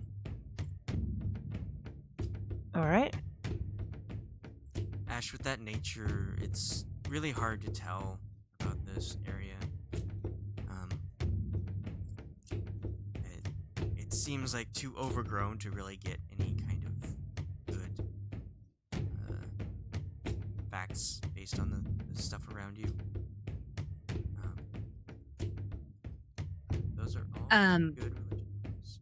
While we're waiting, Aja is going to pull out 2 of the extra scimitars and hand them to Sarah. Just say like, here's a weapon. Get acquainted with it, so that you have something to defend yourself. I don't know if you want to use both at once, or I'll leave it up to you. But here's 2. And then I'm going to take this time to a short rest to get used to, acquainted and attuned to one of the other scimitars, and unattune my boots of speed. What? Your boots of speed? Well, they're dead now. I can't use them, so Oh, they don't recharge?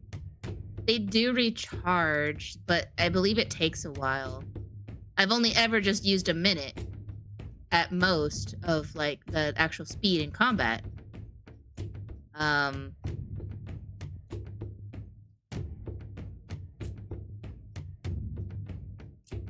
Yeah, when the boots property has been used, they stop working until long rest. Okay. So yeah, you take an hour. Aja finally, or not Aja. Sarah materializes in place while the invisibility spell wears off. But with those religion checks, yeah. So you know that demons and devils are sworn enemies. They are 2 sides of the same evil coin. They both want destruction and death, but they get it via different acts. So demons require just like absolute chaos. They don't care what happens. They just want death and destruction, fire raining upon everything. And they're much more unorganized and chaotic, crazy like that. While devils desire power through deals or pacts, or rising to power through kind of just killing if they have to but don't really want to. So they both want to like just destroy the world, but in their own way. And this blood war is kind of a symbol of the 2 opposing factions going against each other. And you also know that the blood war hasn't really been recorded to take place on the material plane. So them mentioning it is brought to here is alarming, because it, like its namesake, it is very bloody war. A lot of souls that are taken to Avernus through pacts with devils are used in that blood war to fight the demons that are attempting to get out of the abyss.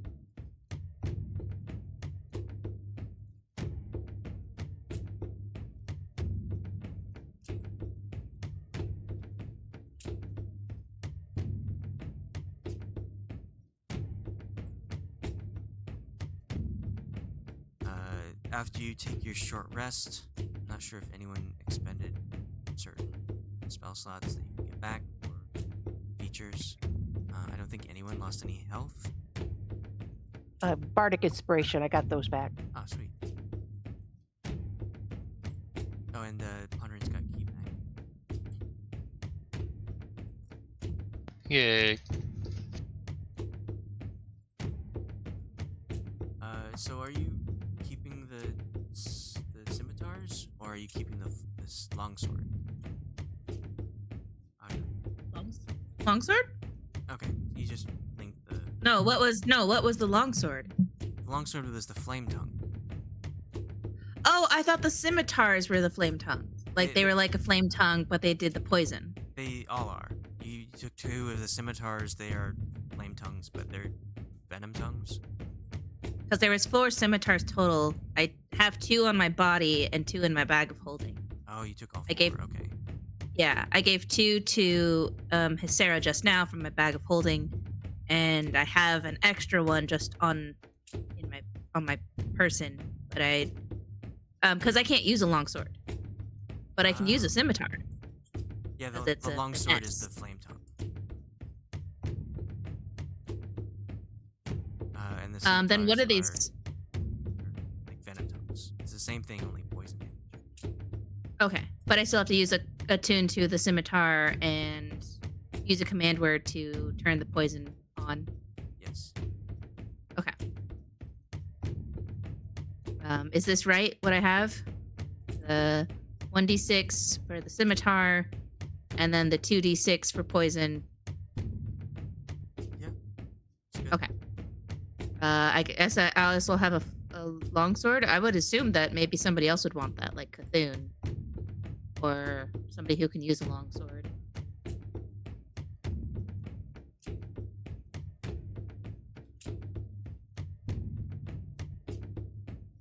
Any takers? Well, vendor trash until somebody speaks up. I like what I got.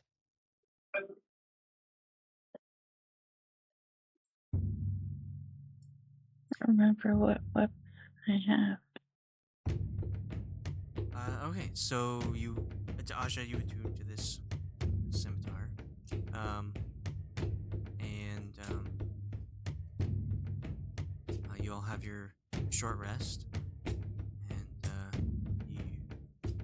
how do you want to continue on?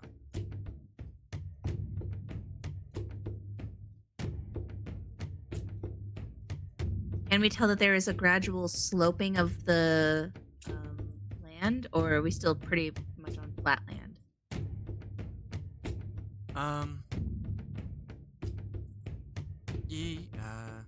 Yeah, there's a very slight sloping. Okay. So you do note that the surrounding area has a lot of dense volcanic activity, residue and whatnot. Would I be able to shoot an arrow up to kind of get my surroundings if there's like a big temple or something? Roll survival before you do that. Okay. You have advantage.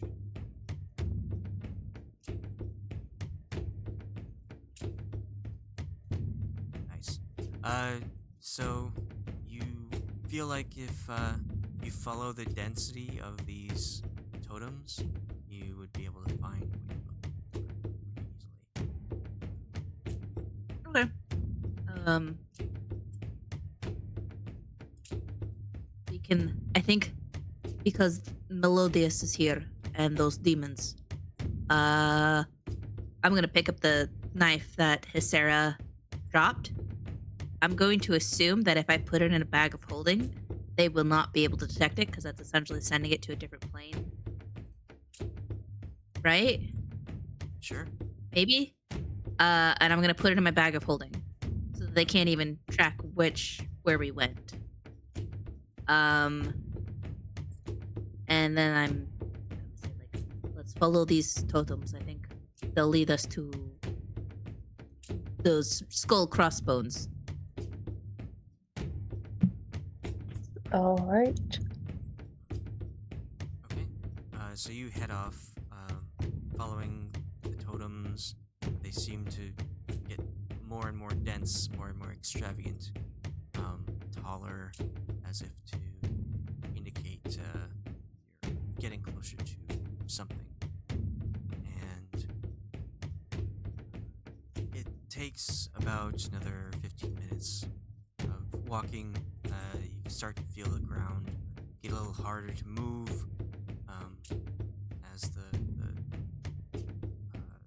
slope of the land moves up. There's more ash and scorched roots and whatnot.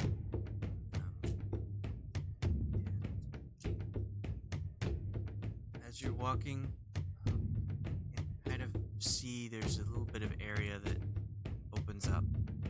And beyond that area, there is a rocky crag. And you walk out.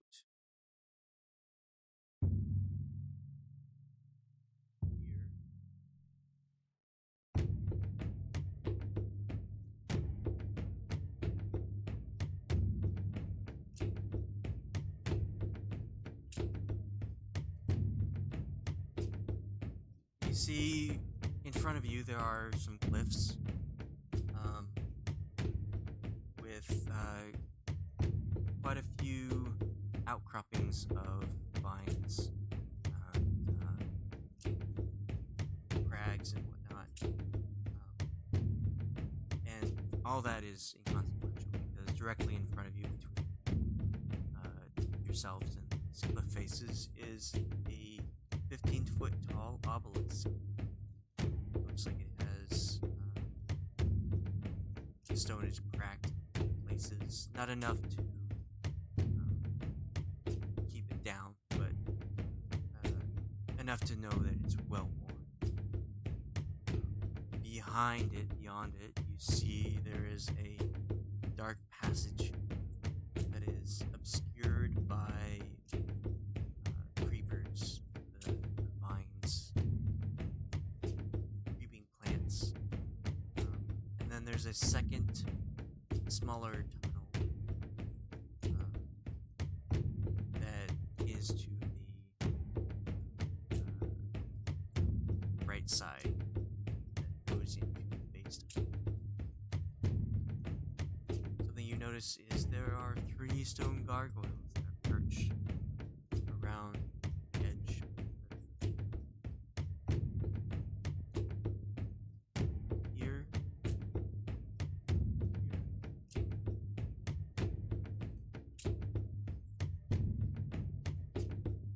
That's where we'll end it.